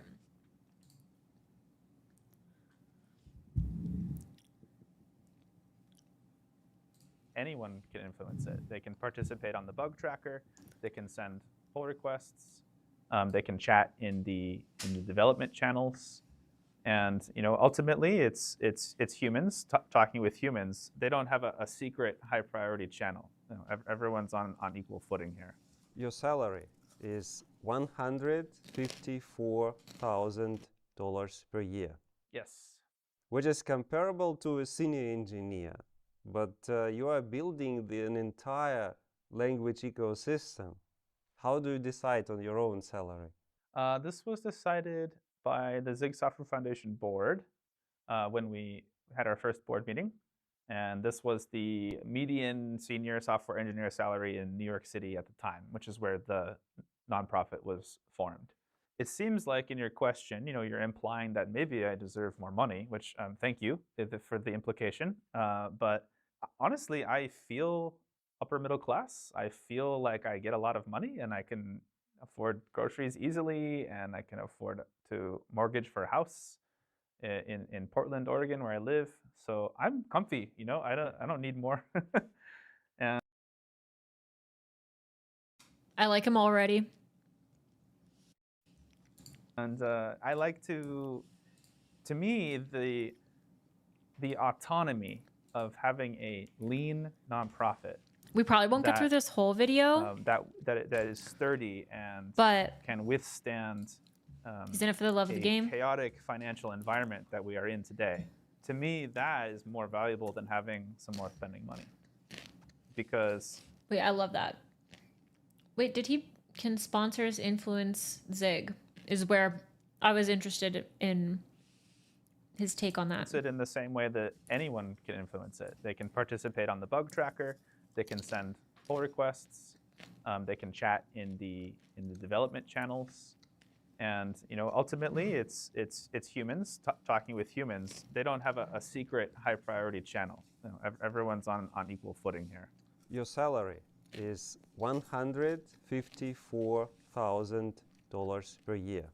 Yes. Which is comparable to a senior engineer, but you are building an entire language ecosystem. How do you decide on your own salary? This was decided by the Zig Software Foundation board when we had our first board meeting. And this was the median senior software engineer salary in New York City at the time, which is where the nonprofit was formed. It seems like in your question, you're implying that maybe I deserve more money, which thank you for the implication. But honestly, I feel upper middle class. I feel like I get a lot of money and I can afford groceries easily, and I can afford to mortgage for a house in Portland, Oregon, where I live. So I'm comfy, I don't need more. And I like to no AI policy for issues, for pull requests. Why? The first reason is just that those kinds of contributions are invariably garbage. People are sending us contributions that have no value whatsoever. Not only that, they have negative value because they take review time away from the team, which is very limited. We have over 200 pull requests sitting open right now, and those are all waiting for review. And we try to be on top of it as much as possible, but when you have a small number of people in the dev team and you have a large number of contributors, this is always the problem, is this bottleneck of review time. So when we get these slop contributions, they take our review time, and then after a few reviews, we realize they have no clue what they're doing. They're just pasting what we say back to the chat and then laundering the chat back to pretend that they're not using chat, but we can still tell. And then at some point we realize this is never going to be a good quality because they have no idea what they're doing. And so now we wasted everybody's time. All those other people who were waiting patiently, they didn't get a review, and the code never gets merged. It's worthless. We like to call it contributor poker. So the main point of doing code reviews and having contributions, instead of just doing all of the work ourselves, is mentorship. The whole point is that a contributor can become a core team member eventually, or they can become a more valuable contributor. And this will help the project because we'll have more people who can contribute to Zig skillfully. And it will help their resume because they can be a better systems programmer and they can take those skills elsewhere. The idea of contributor poker is that we have limited time, so we want to notice, okay, who can we invest our time in to help them become better programmers, better contributors for the project, and who is maybe we who is maybe a drive-by contributor. They're going to send something, they're going to go away. Less valuable to invest in them. And so people who are using AI, they're always in this second category. It's not worth it to invest in them. They're not learning anything. They're not going to join the core team later. Not a chance. For us, this policy just makes sense because the Zig project, it's also an education project. That's part of our mission statement, is we're providing guidance and education to students. And so we're all trying to learn. We're all trying to get better at programming. And so people who are sending AI pull requests, these people are not helping this goal.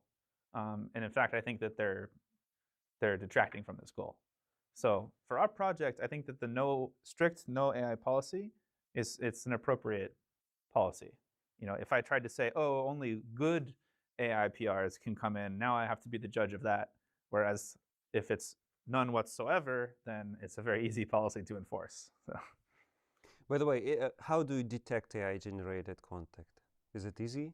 It's not always easy. I'm sure that some have gotten through, some have gotten in. And lately, I think they've been laundering the LLM text. They don't copy paste it directly because that's way too obvious. So they try to rewrite it in their own voice or something, or they say try to sound human or something like this. I've reviewed so many pull requests, So at some point I realized this is not what a human does when presented with this feedback, and then it becomes obvious. But it's pretty relentless lately, so I think we might need to have a different strategy than the current policy, which allows anyone to contribute. I think we might need a more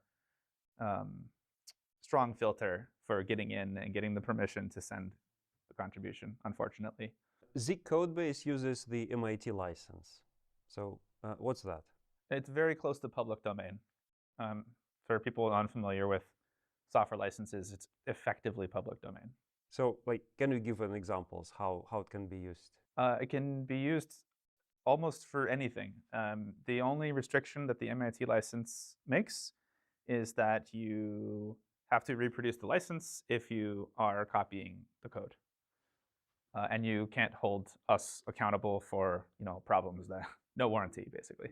This means anyone, including big companies, can use your code to train AI. But at the same time, you ban AI from contributing to Zig. How do you feel about this contradiction? It's ironic, isn't it? Personally, I have no issue with this. I really firmly believe in the no strings attached gift that Zig is to the world. If someone wants to. I really like that mentality with open source. I know that a lot of open source maintainers think like that, but it's kind of one of those things that are just like, oh, I just wish I could do it full time. And that's kind of the only desire for getting more monetization and stuff like that is just so that they can at the very least do it full time. Because I know a lot of people have that passion where they're in it for the love of the game, Also, Abu, thank you so much for the 5 gifted subs. I appreciate that. Thank you. Thank you. Congrats to everyone who got a gifted. I hope you enjoy. To use Zig for AI training? Great. I don't care. That's fine. The fact that these companies are doing things that I don't like that they're doing it, but it doesn't bother me that they're using Zig. I think that the more that Zig is being used, it just shows that Zig is valuable. That's the way I see it. Is it true that LLMs struggle with Zig code compared to Python or JavaScript? I haven't tried it much myself, but my understanding is that it's actually just fine. So I know that Mitchell Hashimoto uses AI coding extensively for Zig with Ghosty. Another person I know, his screen name is Rockerrager. He made a tool that makes AI work better for Zig. And Abu, thank you so much for gifting 3 months to the guy. Thank you. That's so generous. Thank you. He's having success. He's reporting success with Zig. I've seen some people say it doesn't work well. I've seen some people say it works perfectly fine. I recently read your Mastodon post. Vibe coding blogs are a snooze fest. Hey. Am I wrong? Listen, We got another person. We're like, listen, we like his takes. Guess where he is online? Freaking Mastodon. Okay? I'm telling you. That's the place to be. We do love Like- JetBrains. We do love JetBrains, by the way. Reading restaurant reviews instead of watching the chef cook. What do you mean? And what's your opinion on vibe coding? I love computers, and I love learning about what people are doing with them. And there's a sense of mystery and magic that you can get from reading someone's explanation of a project that they did that took them a very long time, and they had to learn lessons, and they had to increase their skill as a programmer and as a user of computers in order to accomplish this goal. And when you read a blog post like this, it's brilliant. It captures the imagination. It makes you think about what you could do yourself. It teaches you something. It connects you to them emotionally. But I mean, on the other hand, we're seeing people say, oh, I tried this version of Claude or that version of OpenAI, and sometimes it worked surprisingly well. I'm always hearing people say that AI code works surprisingly well. But to me, this is not the bar that I want to hold software to. The bar that I want to hold software to is uncompromising perfection. You know, I don't want to be surprised by the absence of a bug. That's a horrible quality bar to believe in. So I mean, it's just so many people saying, I don't know, I tried coding this app and it kind of worked. Okay, you know, it's just so uninspiring. But have you tried vibe coding yourself? I did a private call with Richard Feldman, a friend of mine, and he showed me how to use vibe coding with Zed, and I tried it out, and I think that the technology is fundamentally interesting. What really turns me off is the fact that it's centrally controlled by, I don't know, 4 companies, and they have total control over what it's doing. Agreed. They have total control over the models. I mean, I'm not going to go from using my own computer and my own electricity to do my code in order to use closed source programming on someone else's computer through the network. This is that I have to pay for monthly. I mean, some people are paying $300 a month for this. He doesn't know. He doesn't know. You hate that take so much? What? I think it makes sense. I think we've become very complacent with a lot of major companies having a full domination of specific markets. Listen, mixed nuts. I don't know if you've ever been to Canada, but we have this problem. We have major problems with monopolies with like phone and internet in particular. There are 2 or 3 companies that run the entire thing. And then they acquire the small guys to make it look like you have options, but you don't. It's like, it's a problem. And that's part of why we have some of the most expensive phone plans in the world. It's because they have monopoly. And it's interesting too, because it's illegal. They can't do that. One of the companies, TELUS, was facing a lawsuit with the government because of it. I don't think that's a Canadian thing. No, but I'm using the example. Monopolies are a problem everywhere. There's a reason that there are laws against monopolies in like most major countries. But what I'm saying is I agree with his take that we should that it is a downside that this is not more broadly available, like the fact that it is closed source and, you know, everything.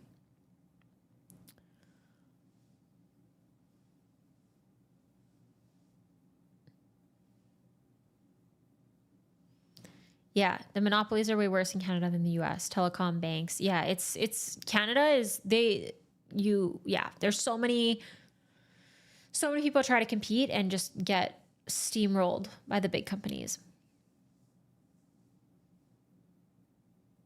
How would it be broadly available though? That's money. Are we just going to say it's free? I think it's, I don't know. I just think that there should, like, I don't know. The fact that it's so few companies, I think, is what makes it alarming. And it's not one of those things of where I'm just like, oh, this is like why I'm not, this is like, I'm not going to use AI because of this or whatever, Like, it's not to that extreme. It's just a bit of a red flag where I'm just like, okay, yeah, I'm going to keep an eye on that.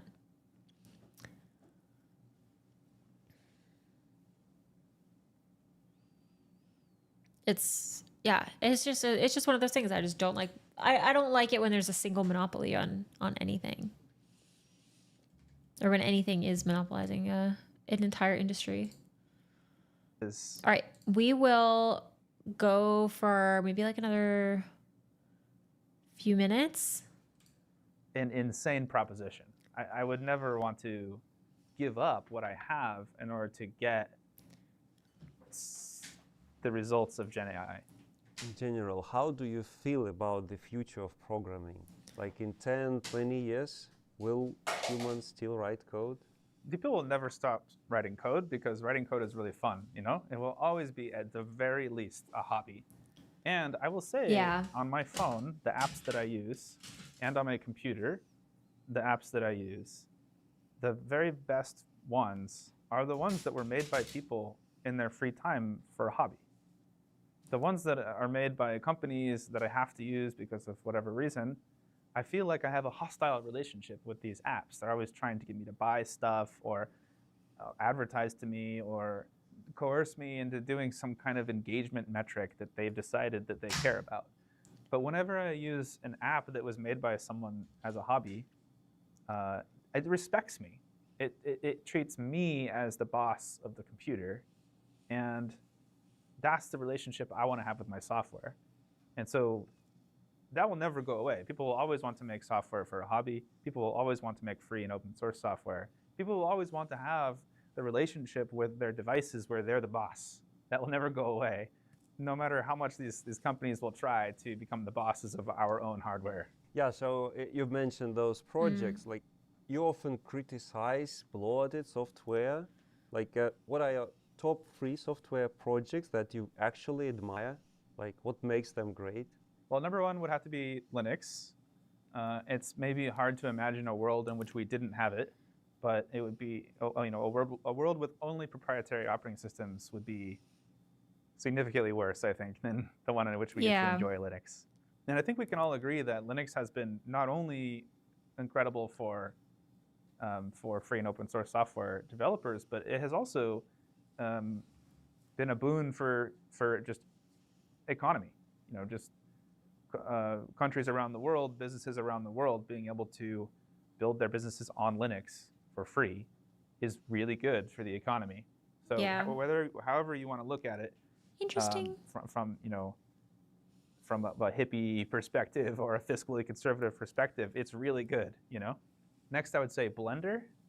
So Blender, I really respect Blender because it's used professionally.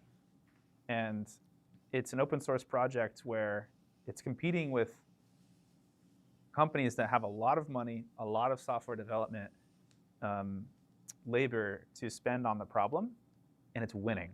And it's open source software. That's brilliant. And it's also a nonprofit. Actually, I don't think Resolve is the third one would open be source, VLC. VLC, another nonprofit organization. I think that if I remember correctly, the president is still JB. I met him in person in Paris. And I think that is a really well-run nonprofit.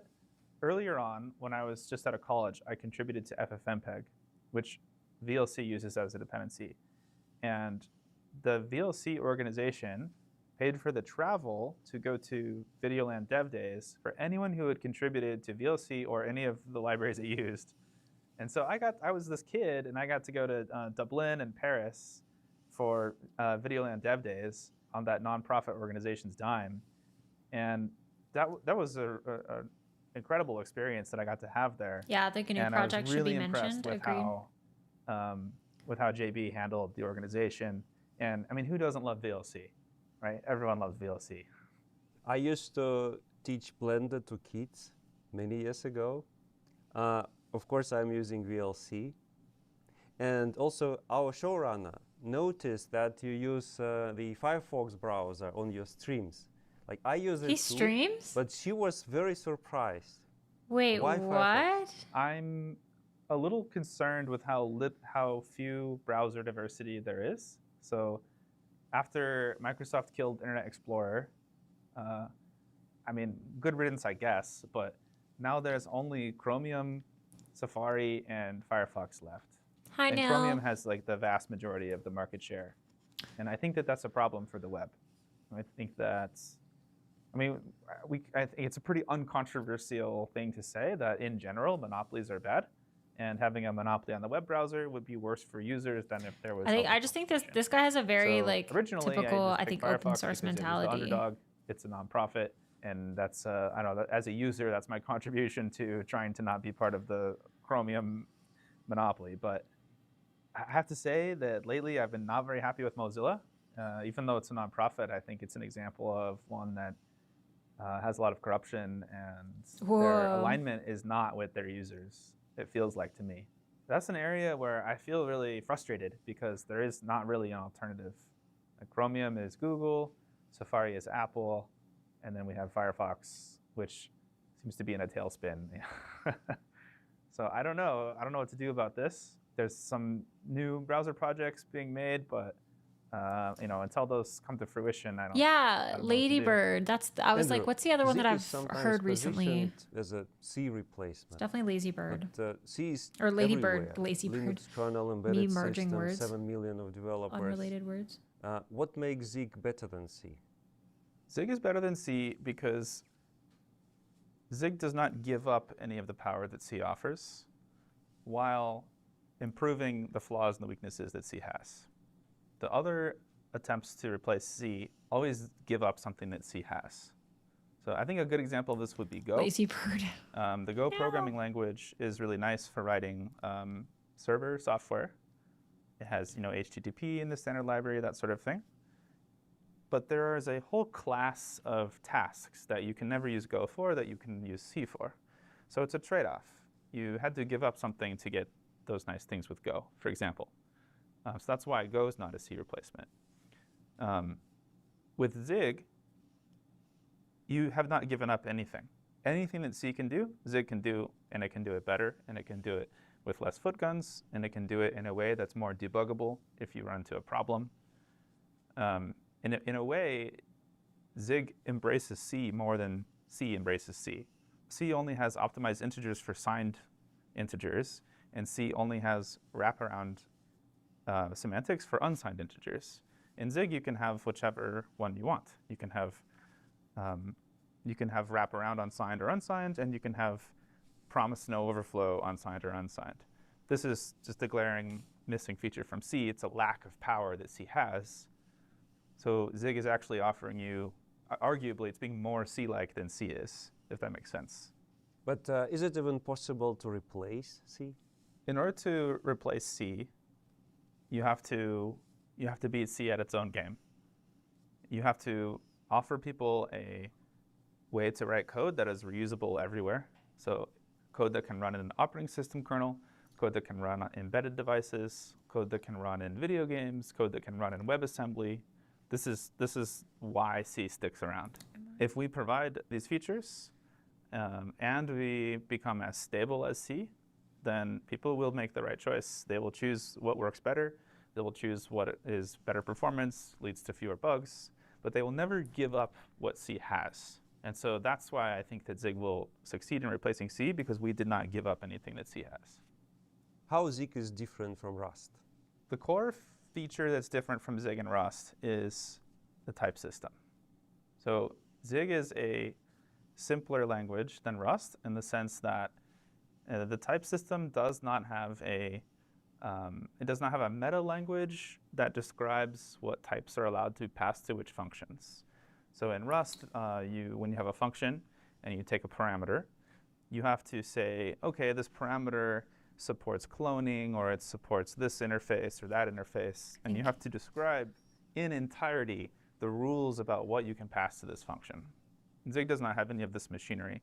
So in Zig, you have to pass a concrete type, or you have to pass a generic type like templates. They work like templates in C++ in the sense that the code will get substituted with what you pass in.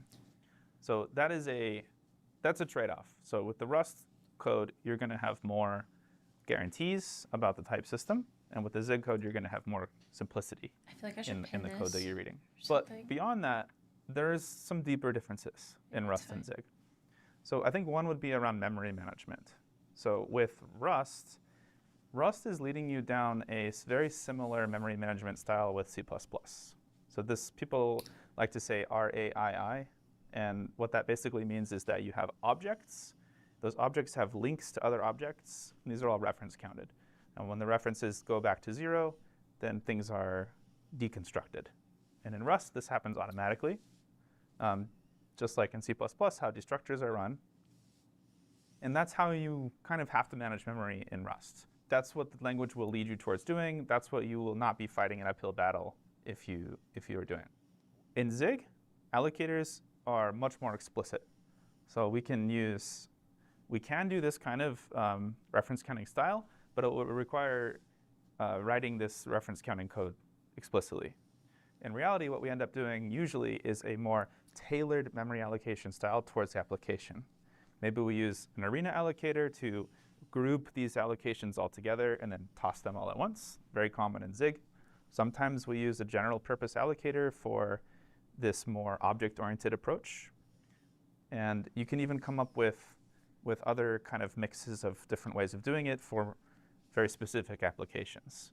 But this more focus on optimizing your memory layout, I feel is more of a Zig programming language feature than it is in Rust. In Rust, you're more tied to this object-oriented lifetime strategy, if that makes sense. That's about language features, but what about maybe technological domains? When would you choose Zig over Rust? You would choose Zig over Rust if you want to have more control over exactly what your code is doing. In Rust, you're going to try to make your source code match the Rust way of organizing modeling reality. You're going to try to make the borrow checker happy. You're going to try to create traits that satisfy your constraints, and you're going to try to satisfy the type theory of everything. In Zig, you're going to think about, what do I want the CPU to do? And then you're going to write the code that makes it do that thing. And so if you have this latter mentality, then Zig will be a more natural fit for programming than Rust. What's Zig's killer feature, and why? The killer feature is the toolchain. When you use Zig, you're using a software suite that has no dependencies on the system. So it will work on any operating system that you choose, and you will be able to target your code for any operating system that you choose. So you have independence from the system that you're running on. So one thing that I like to focus on as a measure of how easy is it to hack on a project is it's the README check. So the steps to contribute in the README. What do I have to do? Do I have to install a bunch of packages from my system? Is it different depending on which operating system I'm on? How many commands do I need to run in order to get in an environment? Do I need Docker? Do I need to have specific hardware or something? And for me, the gold standard is one line, one dependency, and it always works for everybody, no matter what computer they're on. And so when you use Zig, when you use the Zig toolchain, we have accomplished this. You can, if you look at a Zig project, in the README, it should say steps to compile, steps to build from source, Zig build. That's it. And that is what the Zig toolchain offers I like projects. that. Is that all the contributors will need to do is Zig build, and it will always work. Many people argue that Zig is unnecessarily strict with unused variables. Like, why are they treated as compilation errors? That is an opinion that tends to flip the moment that the person has to refactor a large amount of code. Because the bottom line is that it saves time. That error actually saves time because it catches bugs. And those bugs take a long time to find. And it does not take a long time to add your annotations to discard the variables. And the thing is that thanks to editor support, specifically thank you to the ZLS team for implementing this, you can enable a setting in your editor to have your preference to have these annotations added automatically. So an annotation, I mean, it will just discard the variable if it's unused, and then take away the discard if you use it again. And you may think, well, what's the point of this? You're just getting rid of the error. But the point is that now you can have two people who are collaborating on the same code, and they both can have their preference made. Because the person who wants the errors, they can uncheck the setting in the IDE. The person who thinks that they're annoying can check the setting in the IDE. Now, this person doesn't have to care about getting the errors. This person does get to get the errors, and they can both edit the same code.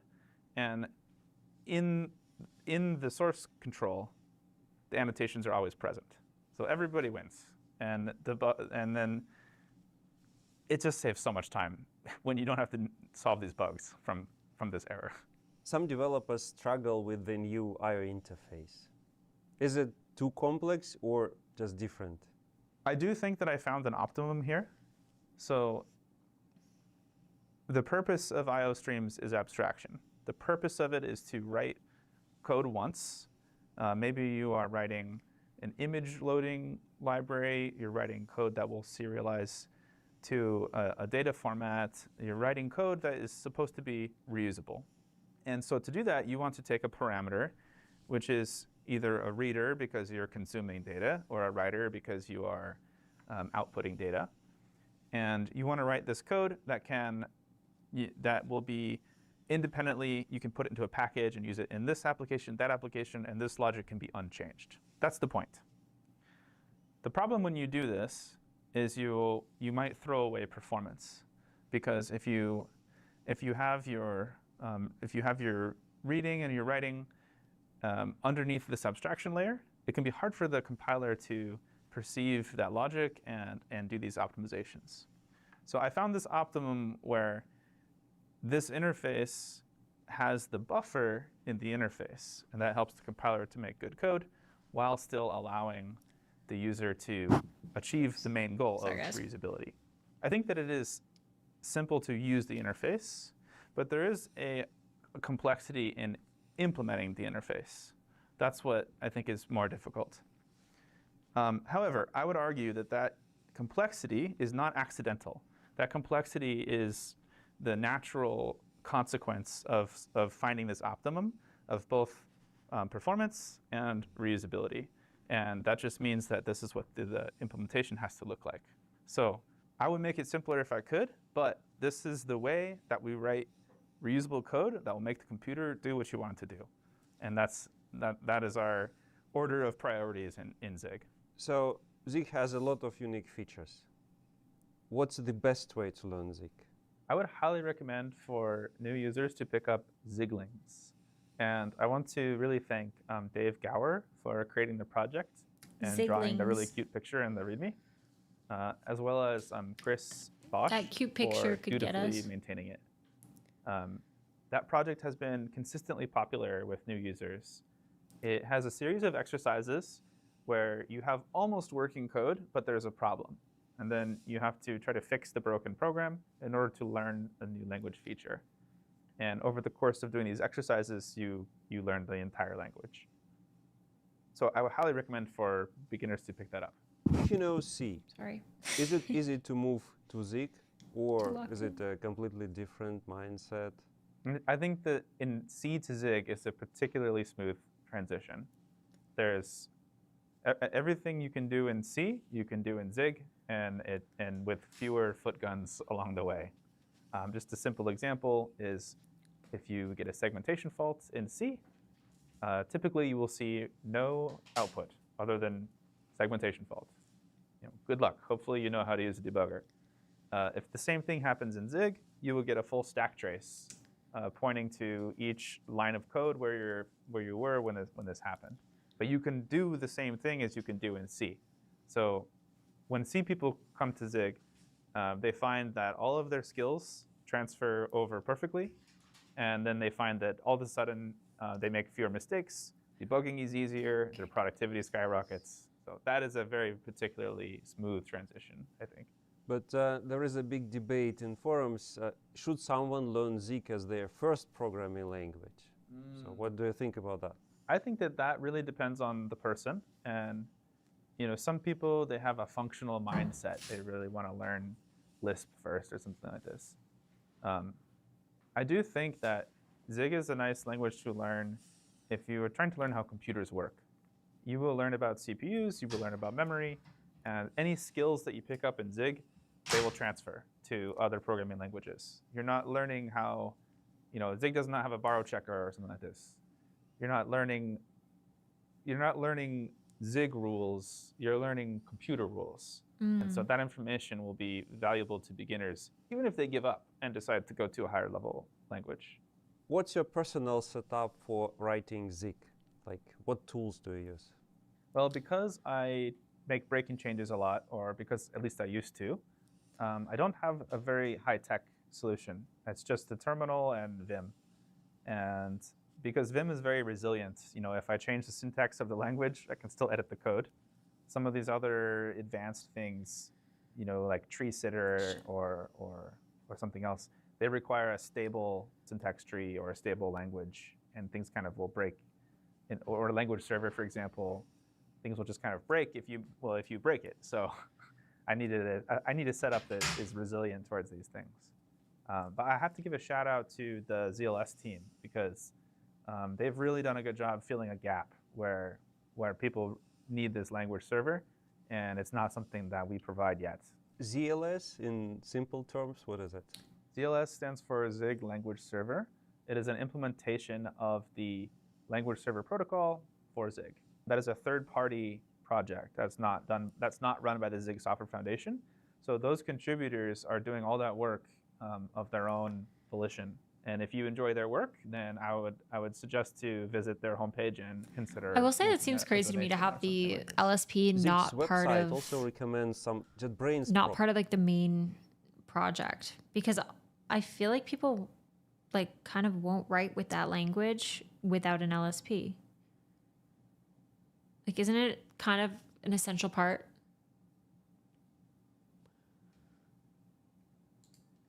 products. Have you used them yourself? I have never used the JetBrains product because it's closed source. What's missing in Zig IDE support today? What do you wish tools like JetBrains Align or VS Code did better? Back in the day, I saw the high-level refactoring tools that things like JetBrains or Eclipse can do with Java.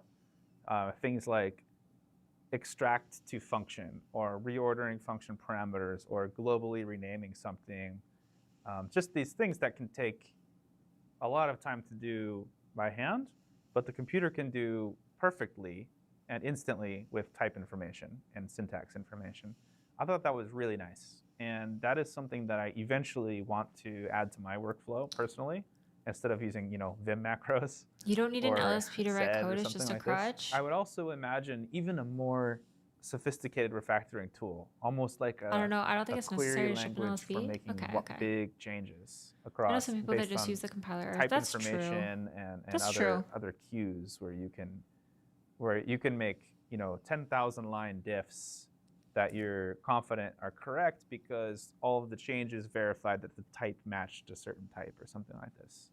Eventually, I dream of these productivity features. One could say that AI agent That's can true. Syntax solve it highlighting for is not you. needed. But then a I have good to compiler review. workflow is more important. If I, let's say that my task is rename a variable, okay? And if I use a tool to rename a variable, and I know that that tool will work, I can then do that, make a commit, and never look at the commit. I don't need to review that. I know exactly what that did. I have 100% confidence that it's correct. If I ask the AI tool, rename the variable, I still have to review the code. That's worse. That will take so much longer than the other change, You are the BDFL, Benevolent Dictator for Life. Can you explain what it is? Yeah, it's funny. Every time I jaywalk in front of a bus, I think about this. In software projects, you kind of have to choose between having a hierarchical control or having some kind of democratic process. A lot of projects choose hierarchical control because it's simpler. So you don't have people struggling for power, or you don't have to try to build consensus on changes through some kind of voting system. You know, as we know, democracy is difficult, and so a lot of projects will choose BDFL style for simplicity, you know, if nothing else. And that is the default style that a project has when only one person is the maintainer. So unless you try to introduce a more democratic process into a project, then BDFL is what you will get by default. Why is one dictator better for language design than a committee like in C++? The trade-off here is if you have one person in control, then that person has the responsibility to try to understand everything and have a coherent vision for the project. That's true. When you have a committee, sometimes you can have the problem where many different people have disagreeing visions for the project. And these disagreements are valid. This person has a valid use case, this person has a valid use case. But there is not a single way to do the project that will support both of these use cases. It's interesting hearing, and so it's interesting hearing his perspective on that specific topic, because I was also just looking at a lot of the Elm drama when I was doing a bit of a deeper dive into Elm. And that's the exact problem that I was seeing there, is that there were just a lot of people that wanted specific things implemented, and the author decided that it was not needed. And it was a big point of contention in the project. So it's interesting. if you compromise, The real answer then to you end that up is, with a have you worse seen product C++? than if one of those persons lost and one of those persons won. And with a committee or with a more democratic process, we try to find these compromises more because we try to cooperate. You know, we want to be nice to each other. We want to help each other. That is what the process leads to, is compromise. And We did the collar. while I think that that has social benefits, it also has the trade-off of lacking the coherent vision for the software project. Don't you feel So I this still model need to has a weave risk? in all of my Like ends today here. is you. What happens if you leave And tomorrow? I need to block it Software so engineering that wise, it should be I think bigger. we'll be fine because I wanted it like oversized. my colleagues are very talented and they're very capable of carrying on the operation. However, from a political perspective, from a organizational perspective of the Zig Software Foundation, I think that my work is not yet done. How does it feel? Because if I were not doing BDFL style, Ooh, then I think I might need to redo the it. project would suffer Do I? from, Maybe if it's you fine. will, Maybe I'll block it and it'll oxidation fix from- everything. from being in contact with money. My wife You know, also knits whenever money things. flows through a It's system, the best. It's so the system therapeutic. becomes corrupted. So chill. And having a strong hierarchical leadership, as long as the person in charge wants to I don't resist know. those I might not influences, put then that'll buttons on happen. it. But I might when you put a try to zipper set up on a it, democratic if anything. process, the money corrupts it. But I don't think that a strong leader controlling everything is sustainable. At some point, I want to retire. At some point, I want to do something else. And you know, we've all seen European history where monarchies are fine under a good leader, but then their offspring is a bad leader, and then everything goes to shit. And so it's not sustainable. You need a democracy for long-term sustainability. And then the challenge is setting that up so that it does not get corrupted over time with the influence of money. You've been working on Zig like for over 10 years. Like, I think what zipper would be more motivates you to keep comfy because going? I could see I myself love like my wanting to job. zip it up. I wake up every day excited to work on Zig. To me, it's almost it's kind of dorky, but Zig project is kind of a shrine to computers. Yay! You know, I'm so I love excited them. that I I'll love get to wear this soon. and I want computers to serve people. Zig is my Guys, we're gonna leave it at that. I don't know why I keep getting headaches from the streams. I don't know if it's the lighting. I don't know if I gotta eat more food or something before stream. Who knows? Sometimes maybe it's just a little snacky-roo. But we did it. There's no more needles in this thing anymore. So that was the goal. So as you can see, it's not the huge turtleneck anymore. I'll share a link to this video in the chat. Let's make sure we like it. Make sure we like it to support. And then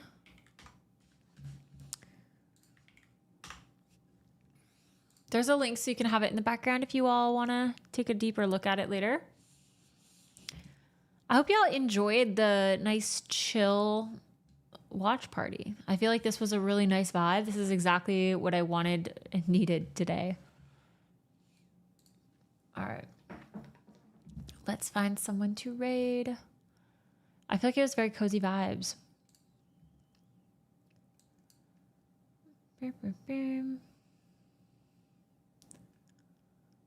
Let's do...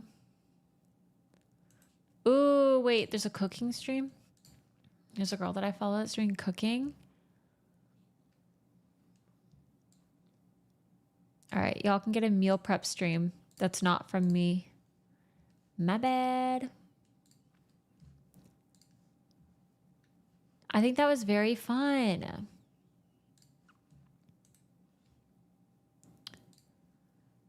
Ba, ba, ba. Yeah, I don't know what she's making. I don't know what she's making, but she's super fit too. She'd be doing... What does this do? Can I close that? Okay. She's lovely. I've met her before and she's great. Can you put the sweater rack on? Demo? Here, we can demo. You know, collab with Elijah on installing NixOS. That would be so funny. That would be dope.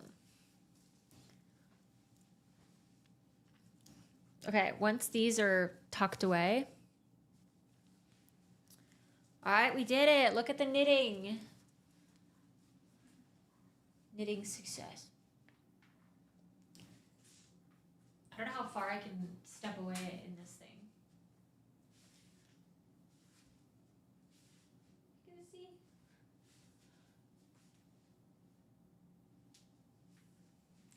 Slay. This has taken so long to make. I think this will look even better too once it's blocked, which is exciting. But everyone go give some love to Asta. She's doing some cooking, so I hope y'all enjoy that and it's nice and cozy vibes for you.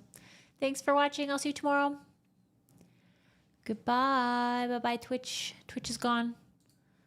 I've sent them off to war. All right, goodbye, guys.